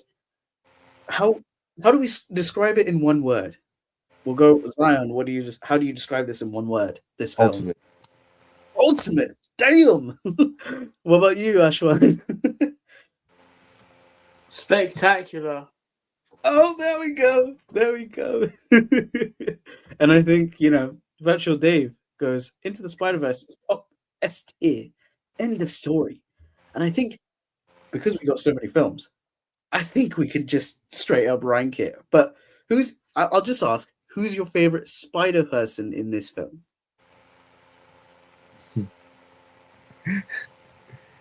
It's a toss up between Spider-Ham and Noir. Okay. That one scene when they went down in the basement, every time I watch that out, I just be on the floor just dying. Because those two specifically. Yeah. I saw, this was the first Spider-Man movie that I saw in theaters. Oh, crazy. Awesome. What about you, Ashwan? What do you think? Who's your favorite spider in this film? I think with the spider films, we'll do this. Honestly, it is the same that Zion said. Spider-Ham and Spider-Noir, just because, Spider-Noir takes the stage so much to the point that he's got his own series now on Prime and live action. Yeah. But I will say though, I love Miles in this because, even though, of course, I can't remember if the game came out after this or not. I can't really remember if the game came out after or before this. The game came out in September. This came out in December. I'm pretty sure. Oh, okay. Well, we Oh. had 2 months of Miles Morales before you had this, and this is my first like animated look at Miles and just like to get his whole storyline and his whole family members, even though you know about it from the game beforehand. But like, I just loved his dynamic with certain people in the film. But of course, Spider Ham and Spider Noir do take the front stage as like the main variants that are really good in this. Yeah, fair enough. I think for me, I'm gonna say this was a strong Miles film. Like for me, he's my favorite Spider-Man in this film. Although Spider Ham being played by John Mulaney, oh, chef's kiss, and Nicolas Cage Spider Noir, great. Like he fits the role, and Penny Parker and Ghost Spider, Gwen Stacy. I think they're great, but definitely Gwen gets a better run in the second film, but we'll talk in that. But let's get straight into ranking this film because I think there's enough said. Like Stan Lee would say, we're gonna put this in Spectacular Spider-Man. Spectacular. Now, here's a question: do we put it above Spider-Man 2, or do we put it? Wait, let me move up. Or do we put it in the middle, or do we put it here, or do we go here? This was the other movie that like rivals my favorite Spider-Man movie. Like it's always these two. Like you can ask me on a different day. I'll choose a different one. But definitely better than the first Raimi Spider-Man. Ooh, so you're saying in the middle?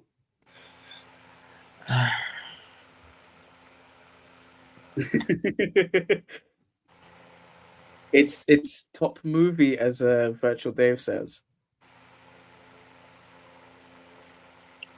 I don't know. It's because it's a different field. It's animated. There's so many different Spider-Men, but like if you're talking about story-wise, it's also brilliant because you're getting this, Miles becoming his own Spider-Man, but you have like so many others kind of showing him. Like there's so much in this movie, and usually when there's so much in the movie, it fails. But this movie does it perfectly. So many Spider-Man and so many villains. I definitely think I'm gonna put it top. Yeah. Yeah. Yeah, exactly. Virtual Dave saying, guys, it's okay for Spider-Man 2 not being the best. Okay. And Virtual Dave going, Spider-Gwen is a close second, but that's mostly because I love Haley Steinfeld.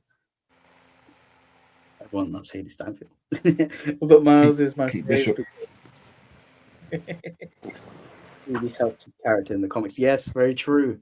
Because like in the comics, he was obviously the whole thing with Miles in the comics is that he's from the Ultimate Universe where Peter died, so they kind of did it here, but he kind of had a little bit of like struggle to be like I think like before the Spider-Verse film, you had Childish Gambino voice Miles in the Ultimate Spider-Man cartoon, and that kind of brought some attention to Miles in terms of the media sense, but then Into the Spider-Verse created a new status quo for Miles, so a lot of people associate Miles with this version, and I think it's such an iconic version that he kind of beats the comic version, because I think the comic version now has a bit of a struggle finding its own identity, because there's always the case of like he's not my main Spider-Man, or he's there's certain like stories where they try and make him he's got this sort of thing, blah blah blah blah blah, but like this was a kind of like, this is what Miles should be, this is what he's got, and that's perfect. And they do it perfectly here, so there we go. Let's move on straight to Across the Spider-Verse. Now obviously sequel, we get an slightly older Miles, where he's getting this relationship with Gwen, from different multiverse and everything. But as Miles is doing his spider thing, he fights the Spot, like a villain who's just got this like who was created by the sort of particle accelerator thing that Kingpin was using. So he was created from that, and he becomes this multi-dimensional villain where he's crossing different like Spider Verses.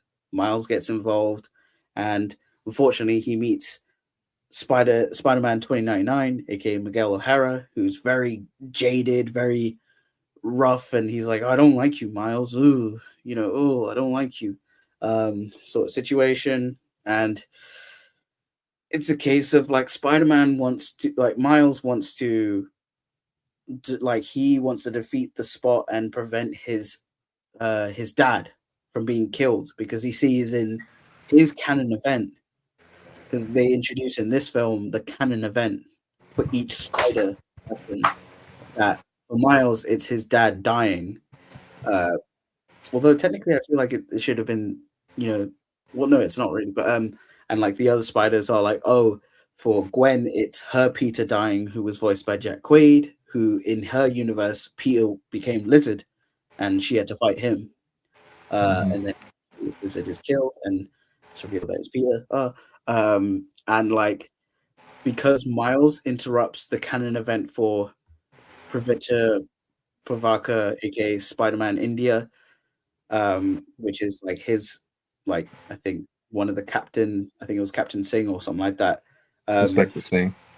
Yeah, Inspector Singh, who initially in the canon event dies, but because Miles interrupted, it caused the whole universe to like basically shatter. And we find out Miguel O'Hara, this Spider-Man 2099, he tried to prevent like a certain event where he had a daughter and everything, and then eventually, because he tried to save the daughter, his whole universe got destroyed. So he's very jaded, and he's like, Miles, what the fuck are you doing? And he's like, oh, Miles, you idiot. And Miguel basically assembles all the spider people, because we get introduced the whole Spider Core / Spider Verse, like there's so many different, Spider Society. And Miguel goes, get Miles, we need to contain him because he's gonna fuck up everything. And have this whole mad scene. Like before that, we actually get to see, like I mentioned, Childish Gambino as the Prowler, which of course we, when we get to him in Spider-Man Homecoming, he's in that. So it's like, we'll definitely talk about that later. But of course, Miles tries to do his own thing and then ends up in a different universe where it's revealed the spider that bit him was never meant for him. It was actually for another universe. And we find out what happened to that universe as that Miles shows up as the Prowler. And we see that without the spider biting him, his world went to shit. And that is the sort of like end credit scene where it's like, oh my god, what? But that was 3 years ago. We're still waiting. Yeah, exactly. It's been a long time since we got the second part. But I get it. I get it. Yeah, I think one of the highlights of this film is Gwen Stacy, because she gets a lot of like development, and like we see her world more, because it pretty much starts with her, with like her relationship with her father, shows her origin with her Peter, and the fact that she's like blah blah blah, like trying to get, like, she's doing her own thing and she wants to be a spider character. And eventually we get this whole thing of like they are like, she is assembling her team, which is basically pretty much everyone from the first film helping her out, and plus the new guys, the new nice guys. Yeah. So, and Spider-Punk, great. We got Spider-Woman as well, and then Spider-Man India, Spider-Bite.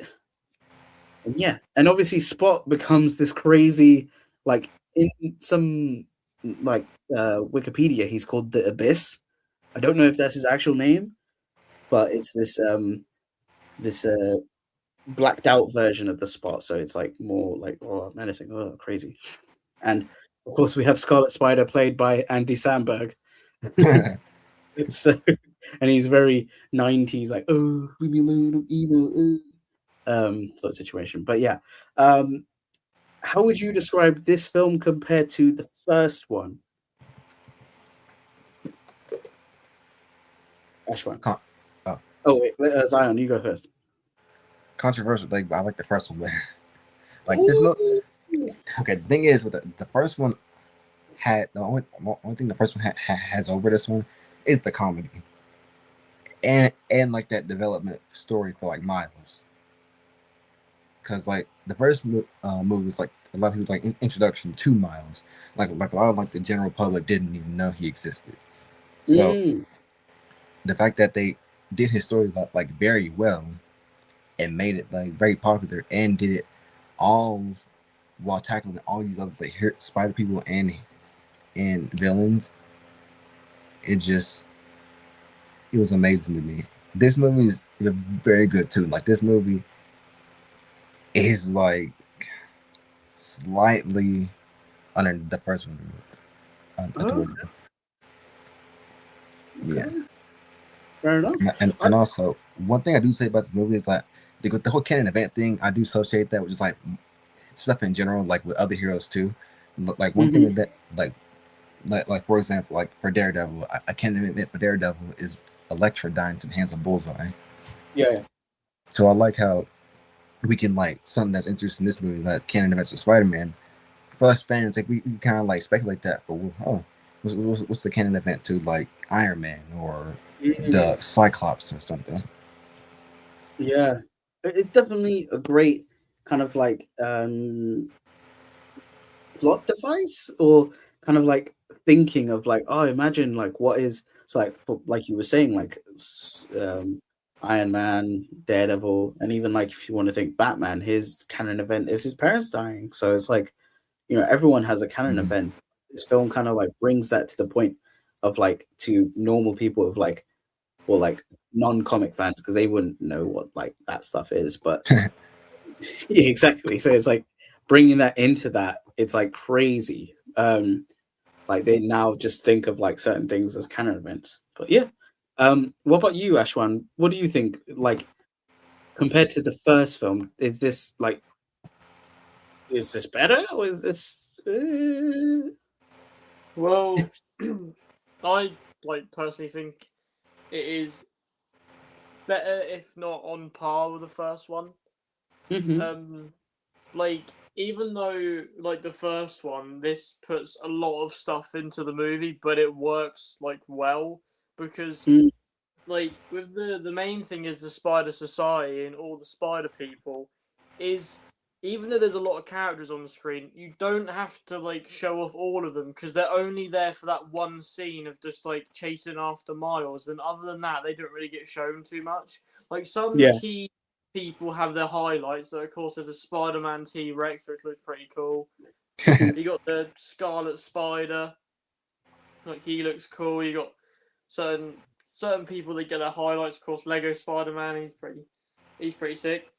And like when I watched it, I just thought it was just really good. Like I love the first one, but this one's just, I think is just like really like so much better. Or maybe not so much better, but I think it's like better. Like Spot as a villain in general, how he's just like how the backstory of him becoming Spot as well, like how it like ties all back into the first film, and that one little thing where like because he threw a bagel at him, like all this stuff happened, and like if it weren't for like Miles doing something, then he wouldn't be Spot, and now Spot is basically getting back at Miles, and so the whole thing is just like it's just a whole like, of course, multiverse-y kind of thing, but I feel like it's really good, and of course one of the main things I love is just like the cameos we get. Of course, like you listed off, we got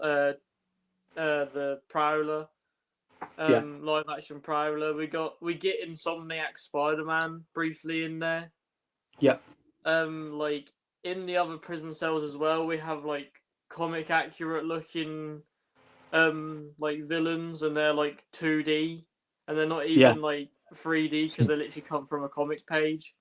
And you get other like villains and people as well, but it's just like I just love this film so much when I watched it, and just the new characters that are introduced as well as the cameos, like Spider-Punk. You already like that he's lovable, and just like, and also when you, because most of the voice actors in this, you may like recognize their voice and be able to put the actor to it, but like some of them like I don't realize until like afterwards, or I look at the credits, or I just look at my phone or something, and like the that Spider-Punk is the guy from Get Out is pretty cool. Yep. And just Daniel like he's just a sick actor, and him as Spider-Punk suits it so well. But overall, I think this film is great, and it's annoying that we haven't got the third film in the trilogy yet. But I know that with all the like animation side of things and just movies in general, that it's been put back a fair bit. And I've heard some like stuff behind the scenes to do with it, where like maybe like the creators were like taken off the film and they were back on it or something. I don't know, but I just hope that this wraps up. The next film at least wraps up the trilogy really well, and hopefully it's as good as these two, because these two are honestly great. Yeah. I do want to read. Keanu Reeves says, if the upcoming Spider-Man movie uses Tarantula and Boomerang as throwaway villains, then I'll cross my fingers that they sneak in my guy Childish Gambino as the Prowler. I'd love to see Prowler in the main MCU universe, because they showed it in here. So I'm like, come on. I want to see villains. Like, we know that potentially we're getting Tombstone, maybe Mr. Negative, who knows? But I do want to point out, I forgot to mention this, but in the end credit scene of the first film, we get Spider-Man 2099, and this is what he looks like in that film. Very different, very skinny, very very comic-y look. And then when we get him in this film, he's big boy. He's got this new look to his logo, and they already tease like in the background his white costume, which I'm assuming that will be his look in the next film. But as Virtual Dave says, they made Miguel into a hater, which that is one of my gripes of this film. I did not like Miguel O'Hara. Like, I feel like the role he was given should have been given to Spider-Man, like Superior Spider-Man. That kind of role of like, I had this personal event, it went to wrong, I have to blame a certain person for it, and also like this villain sort of aspect. It screams Superior Spider-Man to me, and I feel like it's such a weird question. Why do that to Spider-Man 2099? I know the previous film did the end credit scene for 2099, but why do you have to make him such a villain? Like, I think that was one of my turnoffs from this film. But also, I think as someone who like read or who knew of Spider-Man India, the original comic version, where his costume is very like simple. It's the Spider-Man top, but then he's got like different like gloves, and he's got white sort of like Aladdin trousers and like sandals. I thought that was fine. This costume, however, for Spider-Man India, I feel like it's too busy, and I really don't like his depiction. I feel like he's too jokey, but then again, it's like it's animated. It's for kids, like in the sense of like they need to have this fun character. I'm like, okay, fine. Like it's my nitpick, as someone who's like, oh, we finally get we get a Spider-Man India, and he's pretty much a joke. I'm like, ooh. But it's like it's fine, it's whatever. But Retro Dave going saying the first Spider-Verse movie is better for sure. The movie has more flaws and plot holes. This movie has more plot holes. The canon events have too many questions around them. Interesting point. Yeah, let's get straight into ranking this because I think there's definitely some kind of like I don't know, like it's very like it's a good film. I can't say it's not a great film, but there's a question. There's a question. Is it better than Into the Spider-Verse? Now I know Ashwan, you said it is, but where do we put this on the ranking? Do we maybe put it under top tier amazing? Or do we still put it in spectacular? I still think it's in spectacular, even though, of course, I would say that because I think it's a little bit better than the first one. But I still think just like the animated movies, even though despite them being animated, are the best Spider-Man things we've ever got. Yeah. And so I would still put the second one in spectacular, even though like Andrew said, like it has some flaws and the canon event stuff and all like this stuff, but I still would put it in spectacular, personally. Okay. What about you, Zion? Loki, I'll agree to put it at the bottom of spectacular. Okay. Because it is, because even though Amazing Spider-Man is good, I wouldn't put that on like the same like tier as Across the Spider-Verse. I do agree. Yeah. Because I feel like there's still like the film is still great in terms of animation.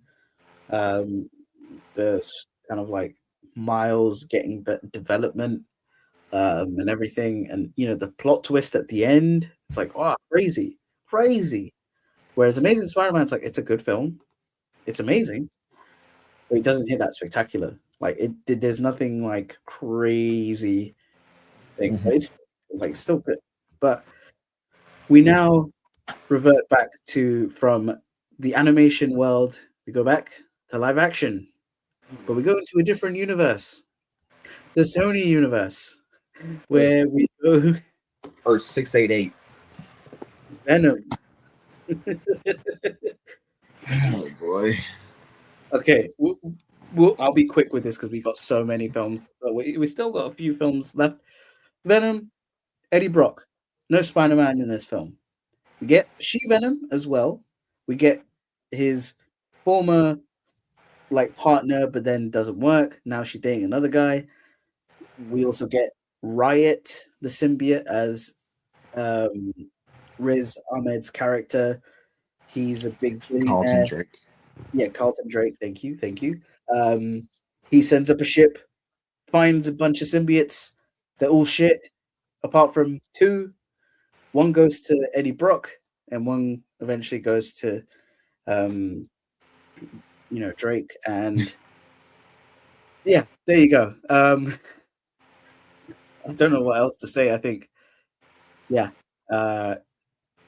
Any quick thoughts before we go to ranking it? Because I don't know what else to say. It's the first Venom film where I'm liking the size of him. Where's his emblem? But also, where's Spider-Man? Yeah. What do you guys think? We'll go Ashwan first. When I watched this, like, of course, in the most recent media, Venom has been classed as like a good guy or a anti-hero, and in this he is somewhat that, but because of the age rating of it, you can get away with stuff. And so that's the part I like of Venom. Like, most Venoms that we've got in stuff, even though he's dark and gritty in this villain, because of the age rating, you haven't been able to like have him biting people's heads off, which he does do. Like, and which he should be able to do. And like, even though like Eddie Brock is a bit weird because he should kind of be a bit bigger. Because the main reason I think, at least, why Venom is big in general is because Eddie's big. Like, I know Venom's big normally, but Yeah. like Eddie is big in stature, so then that's why Venom is a bit more bigger, like, than Spider-Man.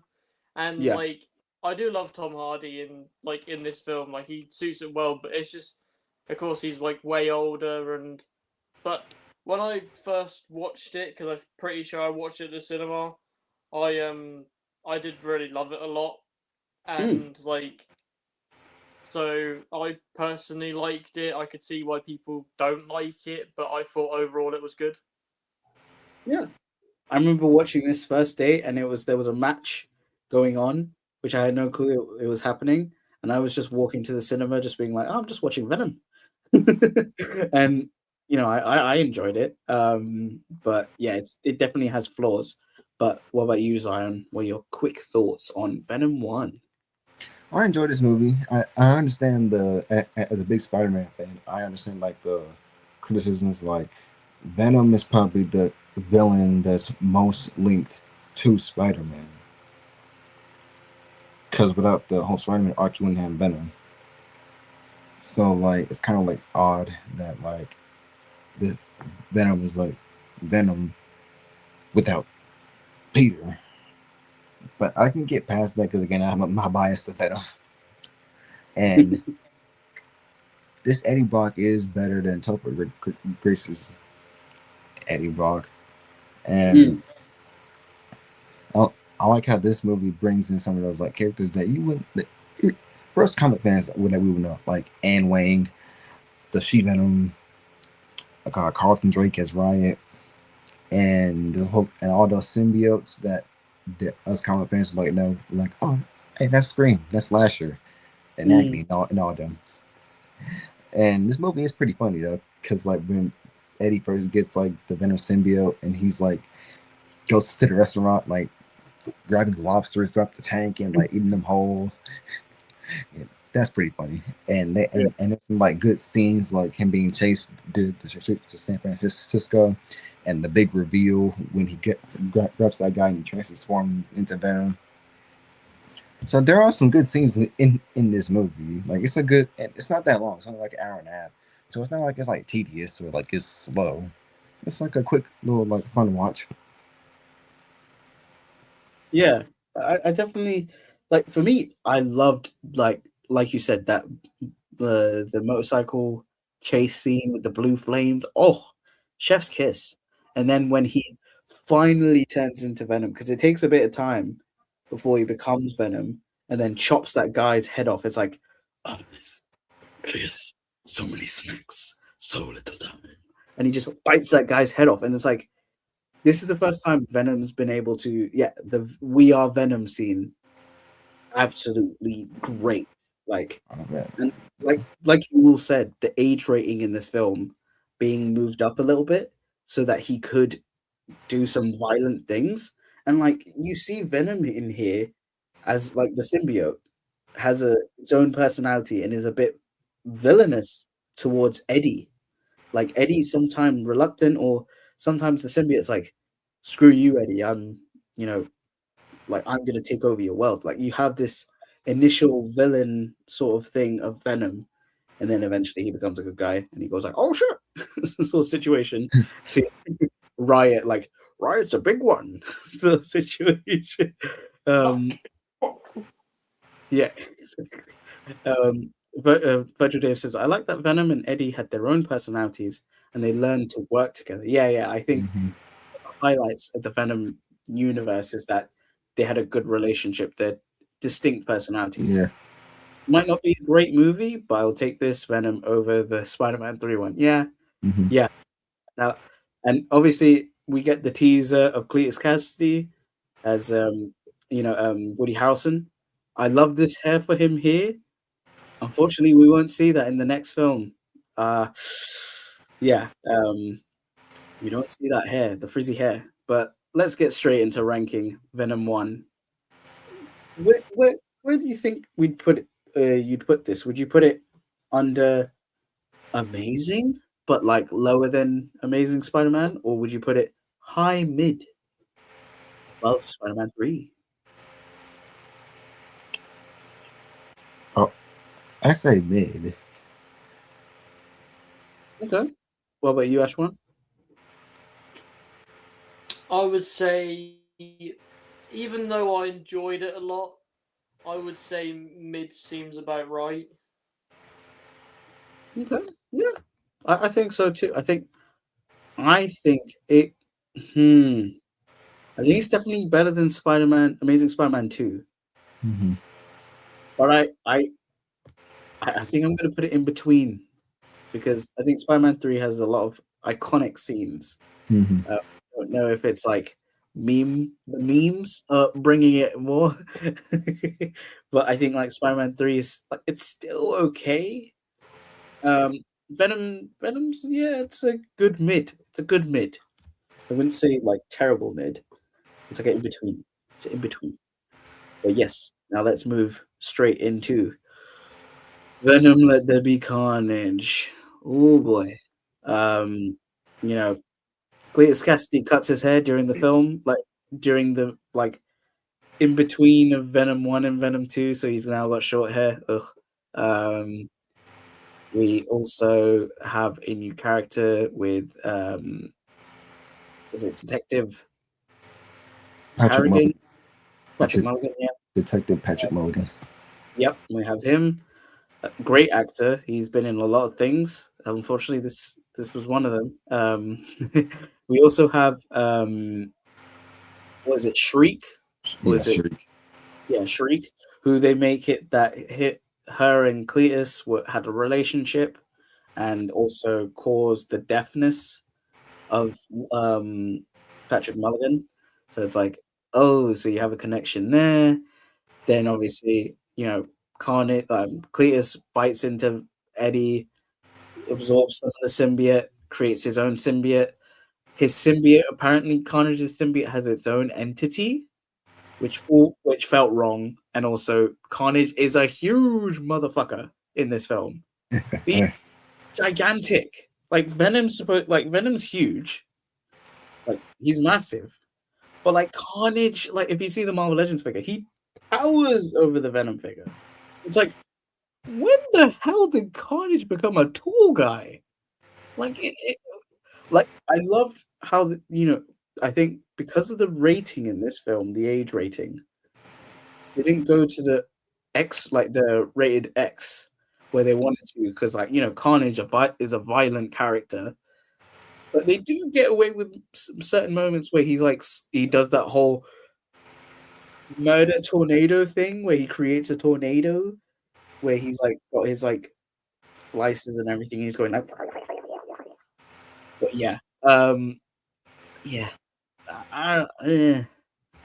What would you describe this film in one word? We'll go with Zion first. I was like, this movie, there is a lot of carnage in this movie. Yeah, I remember seeing the trailers and Carnage. And Carnage, they showed him being like violent and like a menace, and I'm like, see, what's this for Venom? And like they make Carnage like they take like in the comics, yeah, Carnage is supposed to be like a little lankier than Venom, but they take it in this movie too seriously and making him like tall. Well, Venom stays like bulky. And the origin for Carnage is a little strange how like he just bites in them, gains blood, and just that alone creates a symbiote. Like they could have just left like, but they could have done better. That there's like part of the symbiote could have been left when after the interview, like Cletus like takes like Cletus like finds it later, like keeps a hold on to it or like latches onto him. Then that could have like happened instead of just using Eddie's blood. Like that was just a little odd. Yeah. What do you think, Ashwan? In one word, how would you describe this film? I would describe it as despicable. Oh boy! But care to elaborate? it's just how Carnage is. Of course, Carnage is a bit despicable, but like it's just like with the film, I think like of course we'll get to the rankings, but it's just I did enjoy it when I went and watched it. Like I thought it was pretty fun. I thought Carnage's design looked pretty cool. Like, but it's just the main problem with like these Sony films in general, of course, will like there's others, Yeah, for some reason, but like especially this trilogy, it's just one of the main problems, even though it's fine somewhat, is because they're all older. You have like Woody Harrelson playing Cletus Cassidy, which he does an alright job, but he's an like not trying to be like or not like rude or anything, but I'm pretty sure he's in his like 40s, 50s, yeah. and it's just realistically like you'd rather like it be them like way younger and them like so they actually like are closer to Spider. If this is meant to be Spider-Man's road gallery, then they'd be closer to his age kind of thing. And but So for me, I always think Carnage is a little bit old. Like both Eddie and Carnage, like in terms of ages, like Spider-Man's villains are usually older than him because Spider-Man's always been like he's the young kid fighting like Old man so. vulture. Yeah, exactly. Like they're supposed to be like I wouldn't say elderly. Like I do agree, Woody Harrelson. I also think his stature doesn't work for Carnage. Carnage is more like I would have said a Willem Dafoe kind of like build, like lanky but muscular, but not as a tank as Woody Harrelson is. By the way, Scotty Toys.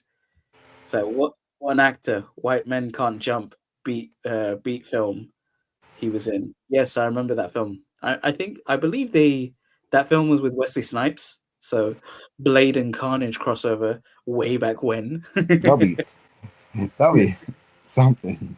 Exactly. But I know they did a reboot of the film, and I thought that film was not needed. The reboot of it. I did watch the original. It's all right. It's good. It's good. Also, Virtual Dave had to bid us a fair due because he's not seen the next 5 movies, so he's avoiding spoilers. Man.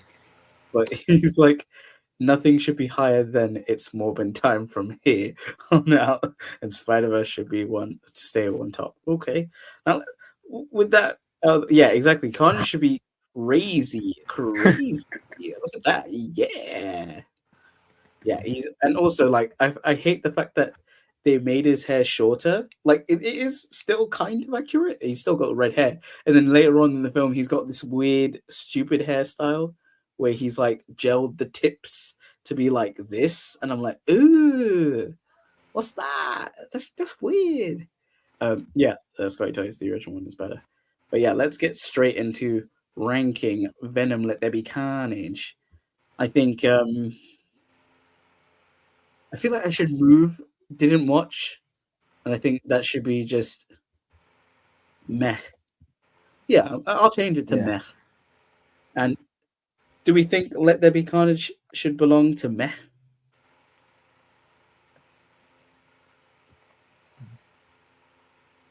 Yeah. yeah, I'll say yeah. Yeah.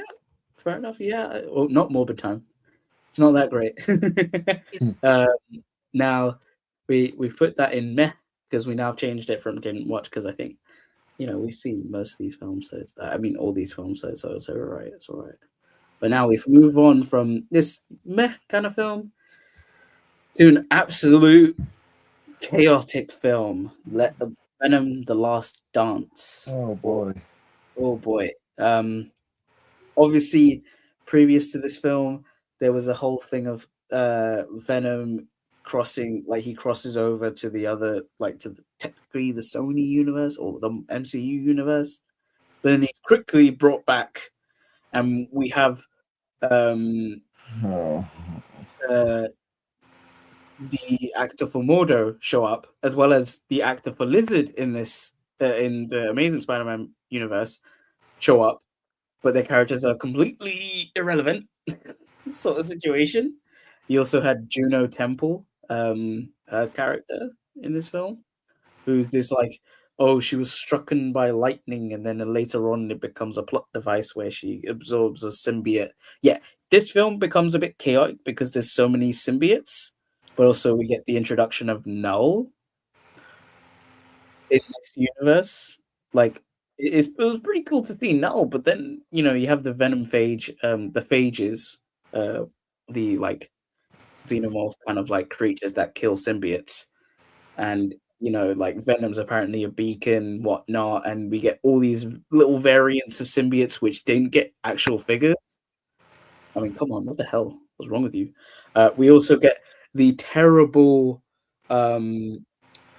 way from the second film where it hints that Toxin might come out, and he doesn't. Well, no, he's this green thing, which is like pretty much Lasher, and then he's killed up straight away. So what a terrible tease!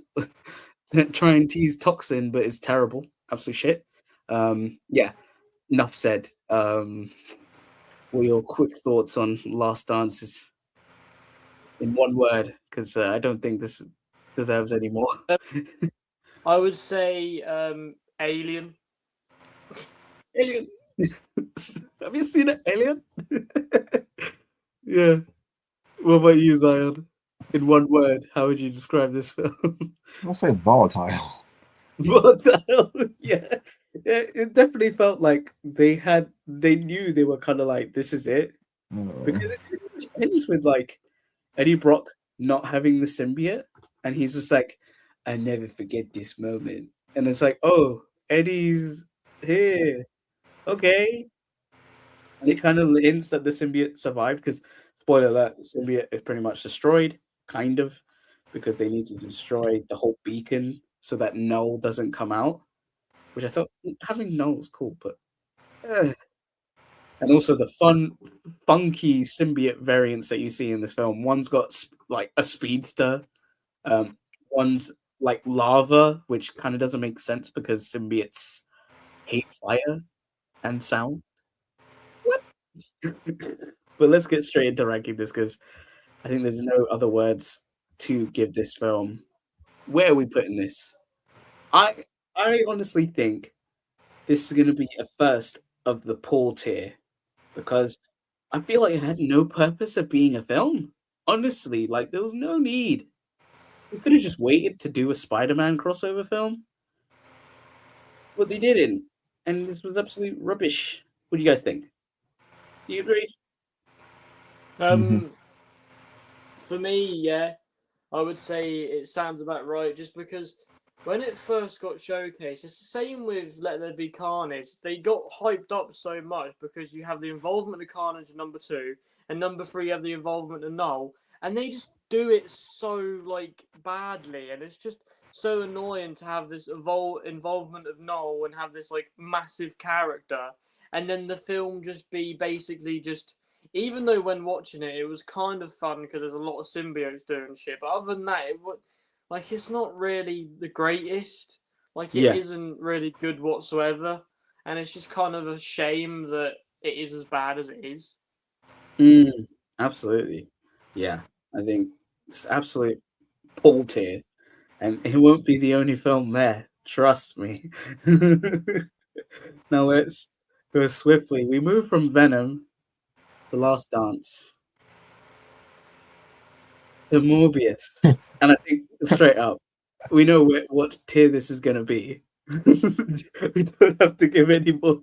I mean, yeah. Also, what weird Vulture? What? Adrian, why?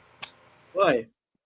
But yeah, I think that's it. We don't have to say anything more about like. Morbius. I don't know what to say, because like I refuse to watch these 3 movies that we have left. Morbius, Madam Web, and Craven. I refuse to watch them. Yeah, Like, I mean, I think Morbius has to go where it belongs. It's Morbin time. Yeah. Just weird, and I think it was the trend of Mr. Jared Leto, killing a franchise. First off Joker, and then Morbius. But ironically, it's just funny. The Morbin time. That's the yeah, exactly. Keanu Reeves. I can say I watched Morbius, but I wish I hadn't. Same. I try and convince my brothers to watch this film. They don't want to watch it at all. And I feel like we're going to get to a certain film that no one wants to watch. Do you remember the trailers where it was like for Morbius and it was so confusing because they showed like the MCU Adrian Toomes. Yep. They had like the what's it called, the Raimi suit on But like from a the Spider-Man game. from the game on like the graffiti. Yeah. And I remember when we didn't know what Earth this was, so we all thought this was Andrew's Earth. So Yeah. that time was just it was kind of fun though, speculating. Yeah, because it was like, oh, is this in Toby's universe? Is this Andrew's universe? What the hell is going on? But why is Adrian here? Why is Vulture here? What the hell? And like it teases that there's going to be a villain team up, which never went anywhere, by the way. But let's. Oh, I'm dreading this film. Madam fucking Web. Oh boy. Oh boy. I mean, for starters, Sydney Sweeney in the costume, awesome. No, woo! And Isabella Merced in like a spider outfit. I'm glad she moved to Disney, not Disney, DC, because boy, this she does much better in DC as Hawk Girl. Ezekiel Sims, what a character assassination! Also, the audio dub, like the ADR, is so ass. Like, there's a scene when, like, you know, when Madam Web is in that diner and like she's talking to Ezekiel Sims through, and it's like the audio doesn't match his lips, and it's like, what the fuck were they doing? Like, oh my god! And also, you have the fact that this is supposed to be a prequel. To what film, though? We have no clue, because you have Ben Parker as a paramedic. You have his I think it's his wife, pregnant, either with Richard Parker or I think they were saying it was Peter Parker, and I was so confused. Like, what? Like you said, Ben Parker? Yeah, Ben Parker's in this. He's played by Adam Scott. And you said his wife's pregnant? Yeah. So that's but Aunt May does. I don't know if it, because it can't be Ben Parker's like brother's wife, which that would be Richard Parker. She was played by Emma Roberts, which was like definitely weird. She had this small role, even though she's like a big actress of like being from like American Horror Story and that stuff. Like it was so weird, and like Ezekiel Sims has like future flash forwards of these three being foes to him, and he's old and he's looking like his comic counterpart, which is him, you know, just an old guy with bare feet wearing a suit, like actual like, you know, blazer and trousers. But instead he becomes this weird like Spider-Man knockoff. And then you have this weird tribe guy as a Spider-Man who saved Madam Web's mum, like so that she could have the baby. Oh boy, this film is what do you guys think? What can you say about this film? And also look at this lovely image of Madam Web looking so great, right?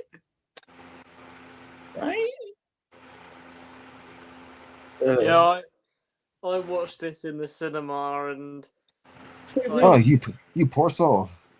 Same here. Yeah, to be honest, like I can't remember if my dad fell asleep or not, but I wish I fell asleep. Because like it was just so odd to watch. Like, of course, it was nice seeing Sydney Sweeney because you know why. And it like the woman who plays Hawk Girl as well. Like, nice to see her, if you know what I mean. But like Merced. Merced, like, yeah, not Merced. It's just this film is just this whole, of course, we've got one film left, but this whole Sony universe is just, one, it didn't have to be made, and two, Mm. why did it, like, why was it made, and why did they go with these characters? Like, Yeah, he could have went with any other character, even though Morbius is like very meme worthy because it's just funny. But yeah, Madam Web and Craven, like Craven, I somewhat get, but Madam Web, like, why does she need her own movie, and like, why does she have to have these three like people with her who apparently like are associates, and apparently Sydney Sweeney's supposed to be Spider Woman or something, and it's just yeah. So, so Sydney Sweeney's character is supposed to be Julia Carpenter, who is the second Spider Woman after Jessica Drew. Which for me, I know Julia Carpenter's Spider Woman more than Jessica Drew because in the Iron Man animated series, she was the Spider Woman in that show, and I liked her. But so strange, like, weird, just weird. What about you, Zion? Like I said, I refuse to watch Morbius, Madam Web, and Craven. But the stuff that I heard just gives me a headache. Cause like, why they cast Yeah. 4 beautiful women and make them suffer starring in this movie? I also think like, if you're trying to make a prequel, make it make sense. But the story's all over the place. You got time travel nonsense of like Ezekiel Sims. Although, by the way, I feel like it's so upset that that actor, like he's, um, I feel like he got done dirty. I don't know why. I feel like like I said about the ADR was poorly matched. Like it didn't work in that scene. Like it felt like so off. And also, I feel like he wasn't given much of character. And I know Ezekiel Sims doesn't have much of a character apart from old man being like, "Hey, Spidey, Spider tells him that's literally all he is. He's not like this villain. They make him a villain for no reason apart from having a villain." And I'm like, ugh. Anyway, let's go straight into ranking this abomination. I feel like I know where to go. Like, so are we saying like it be that way? It's the worst. Yeah. I give definitely the Venom an worst. edge. I give Venom an edge because at least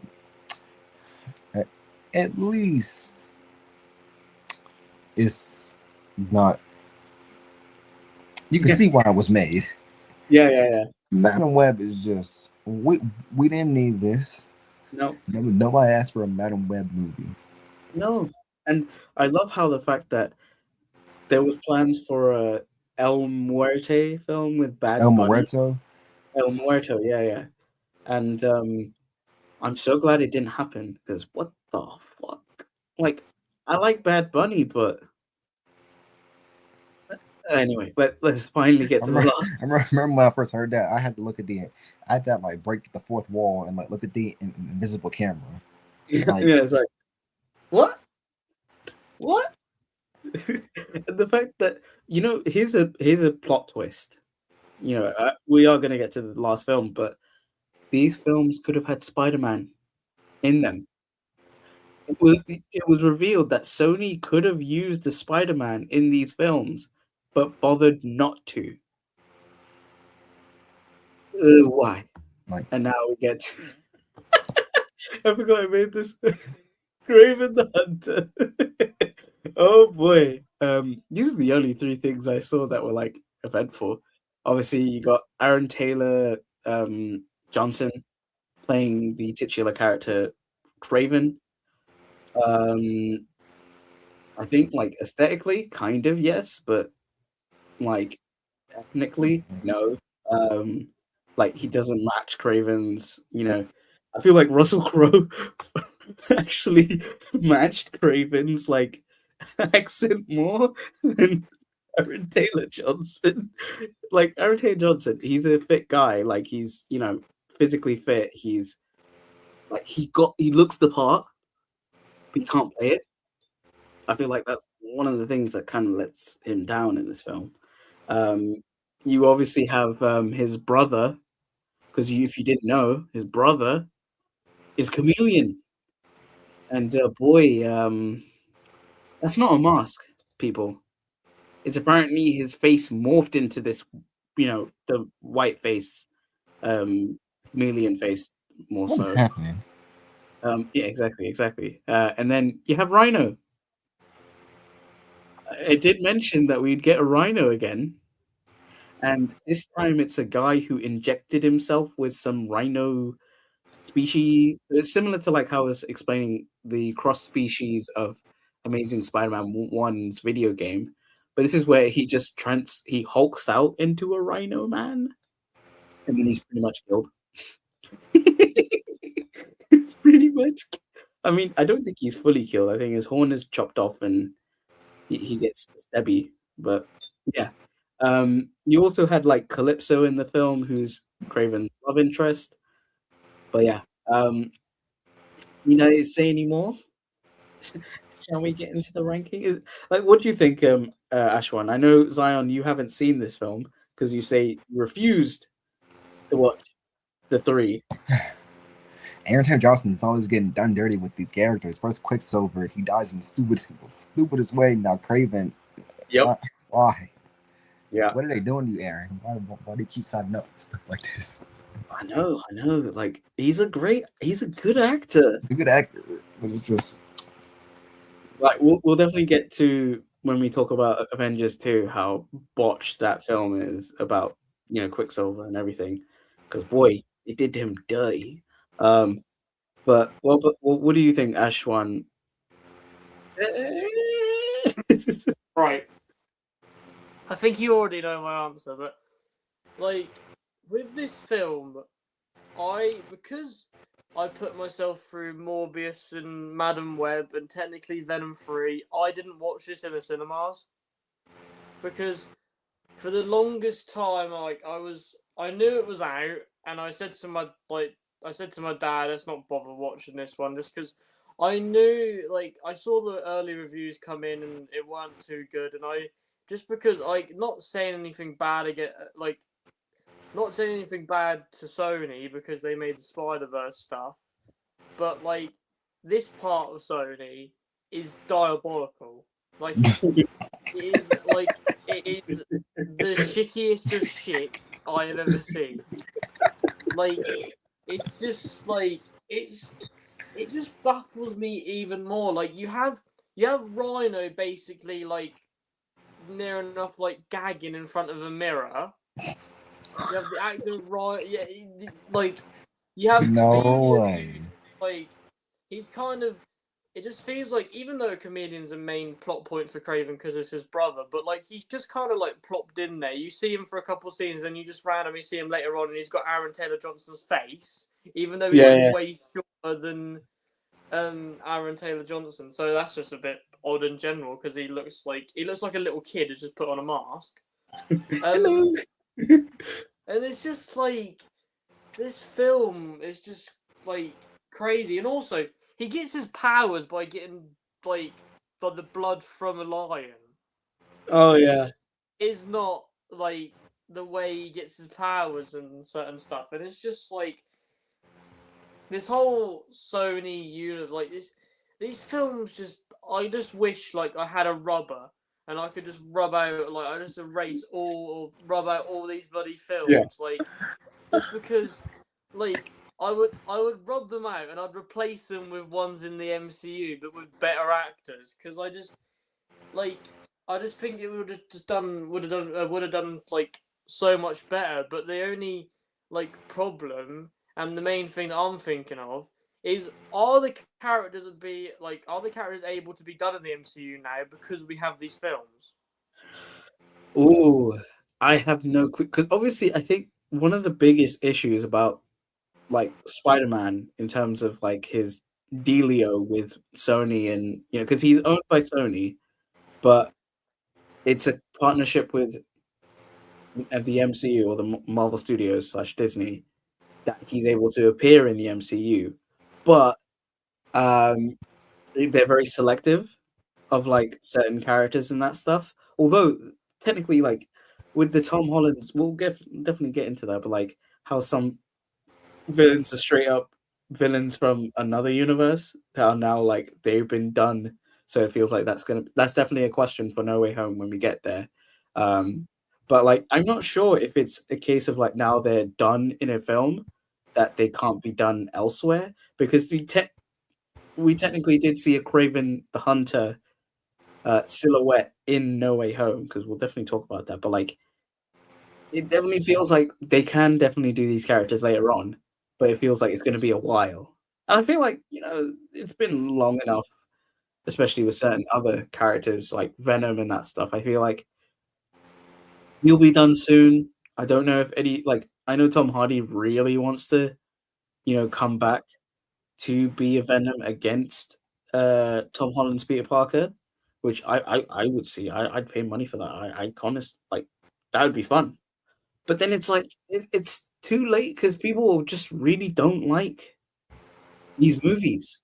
Like the Sonyverse, apart from the Spider-Verse films and the previous Spider-Man films, these were just abominations that didn't need to happen. Like the only good ones I would say Venom and yeah, Venom 1. And even then that's not perfect because you're missing the iconic character who is the reason why Venom's Venom.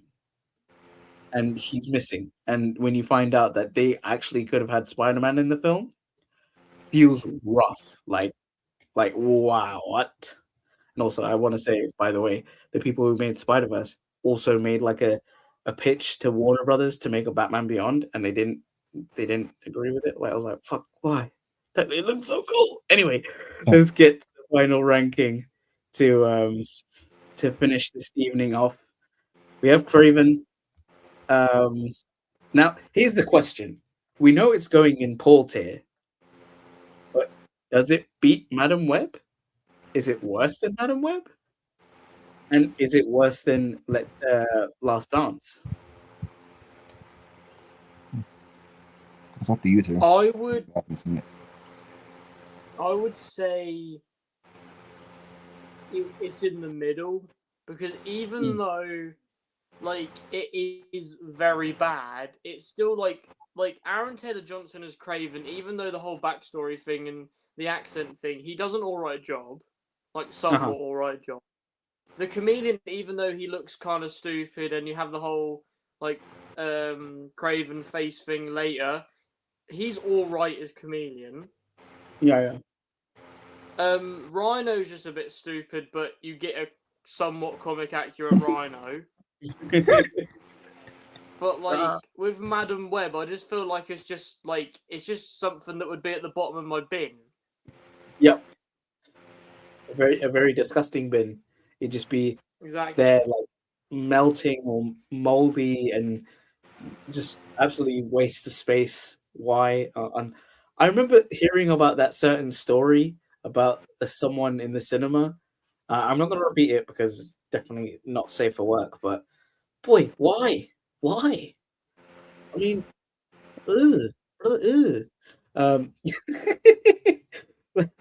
okay. Yeah, let's not get there. But yeah, there we go. I think Craven in the mid, yeah, of Paul tier. But let's okay. So now this is the time where we can maybe change. But I feel like there's no need of changing.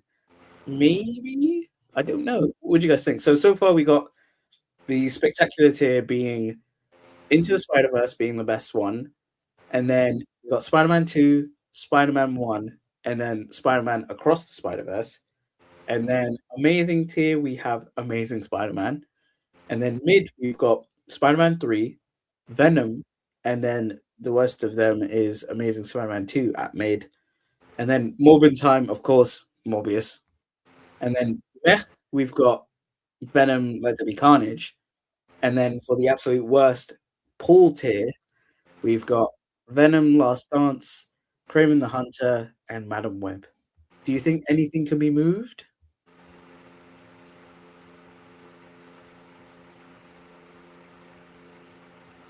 I don't know. I don't think so.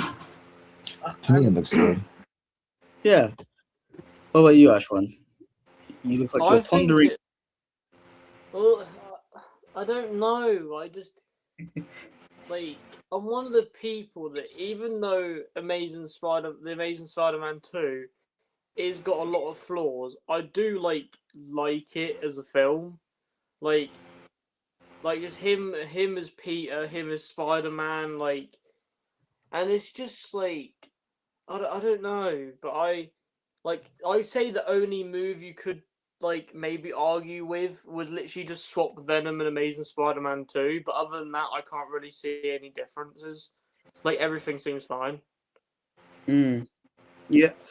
See, yeah, I don't know, like, because for me, it's obviously like Andrew Spider-Man grows on people, and he's definitely like the first film is the best version, and he's still great in Spider-Man 2, Amazing Spider-Man 2.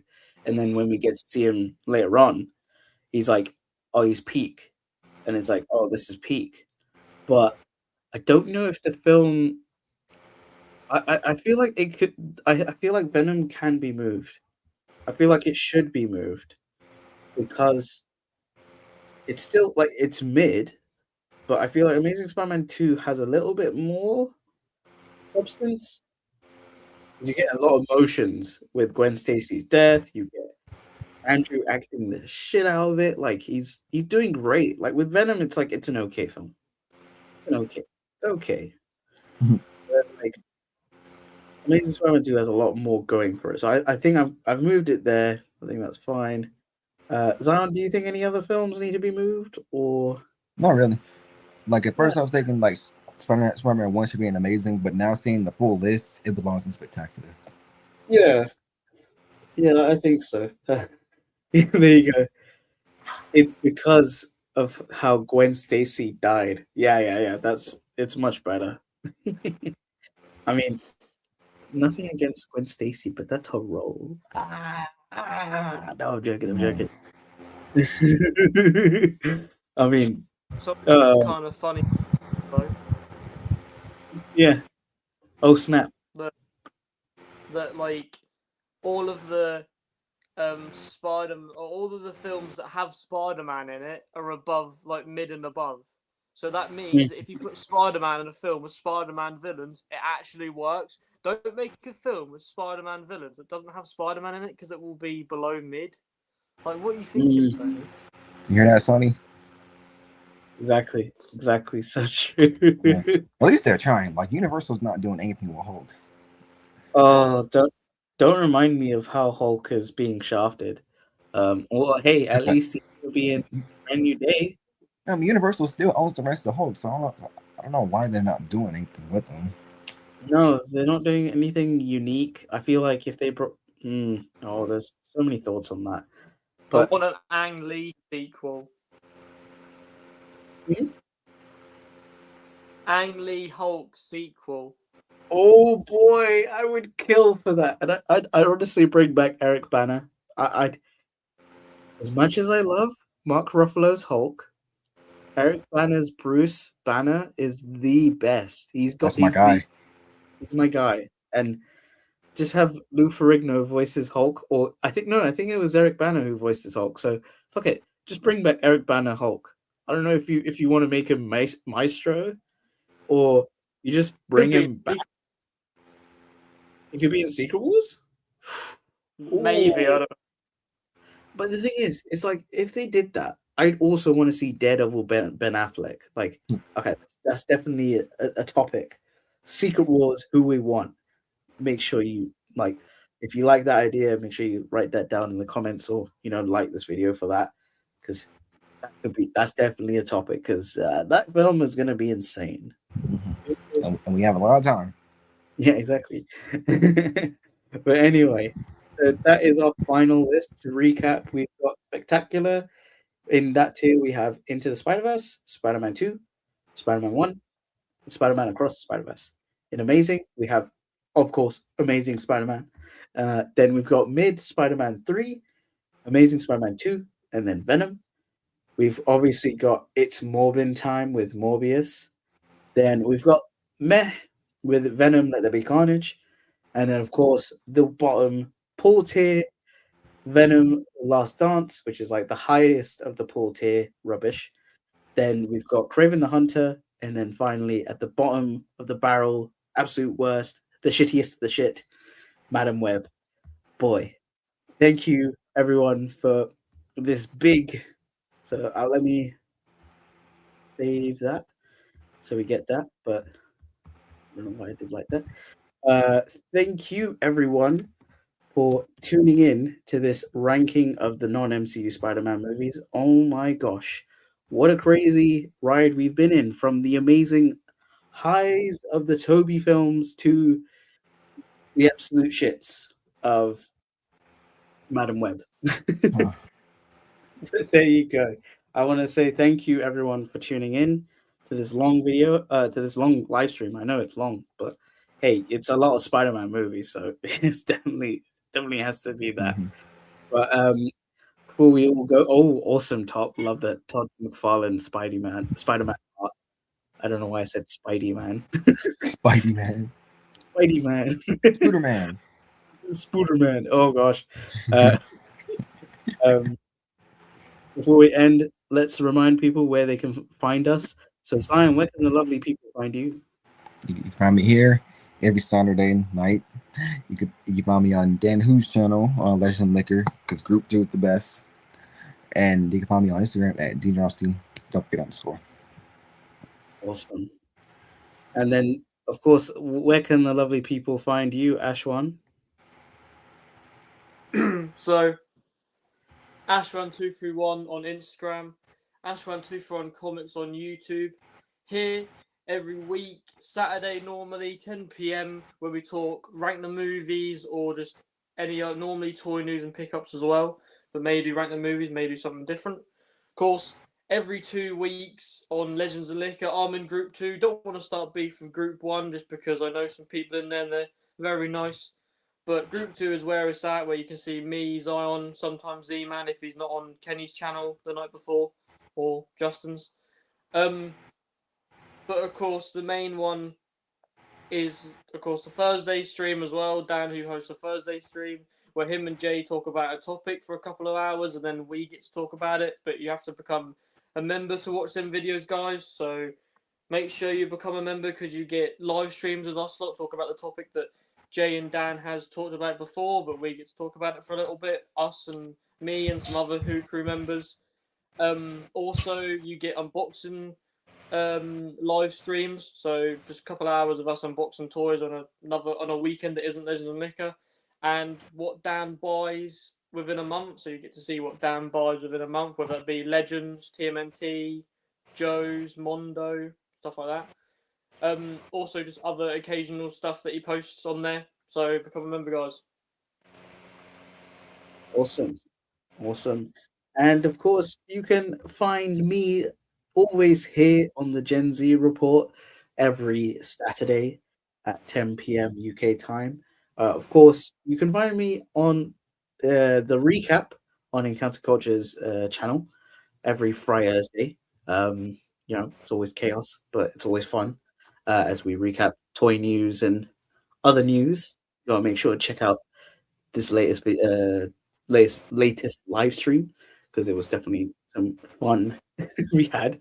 I won't be attending the Legends and Liquor. Oh my god, I think the Madam Web is infecting me.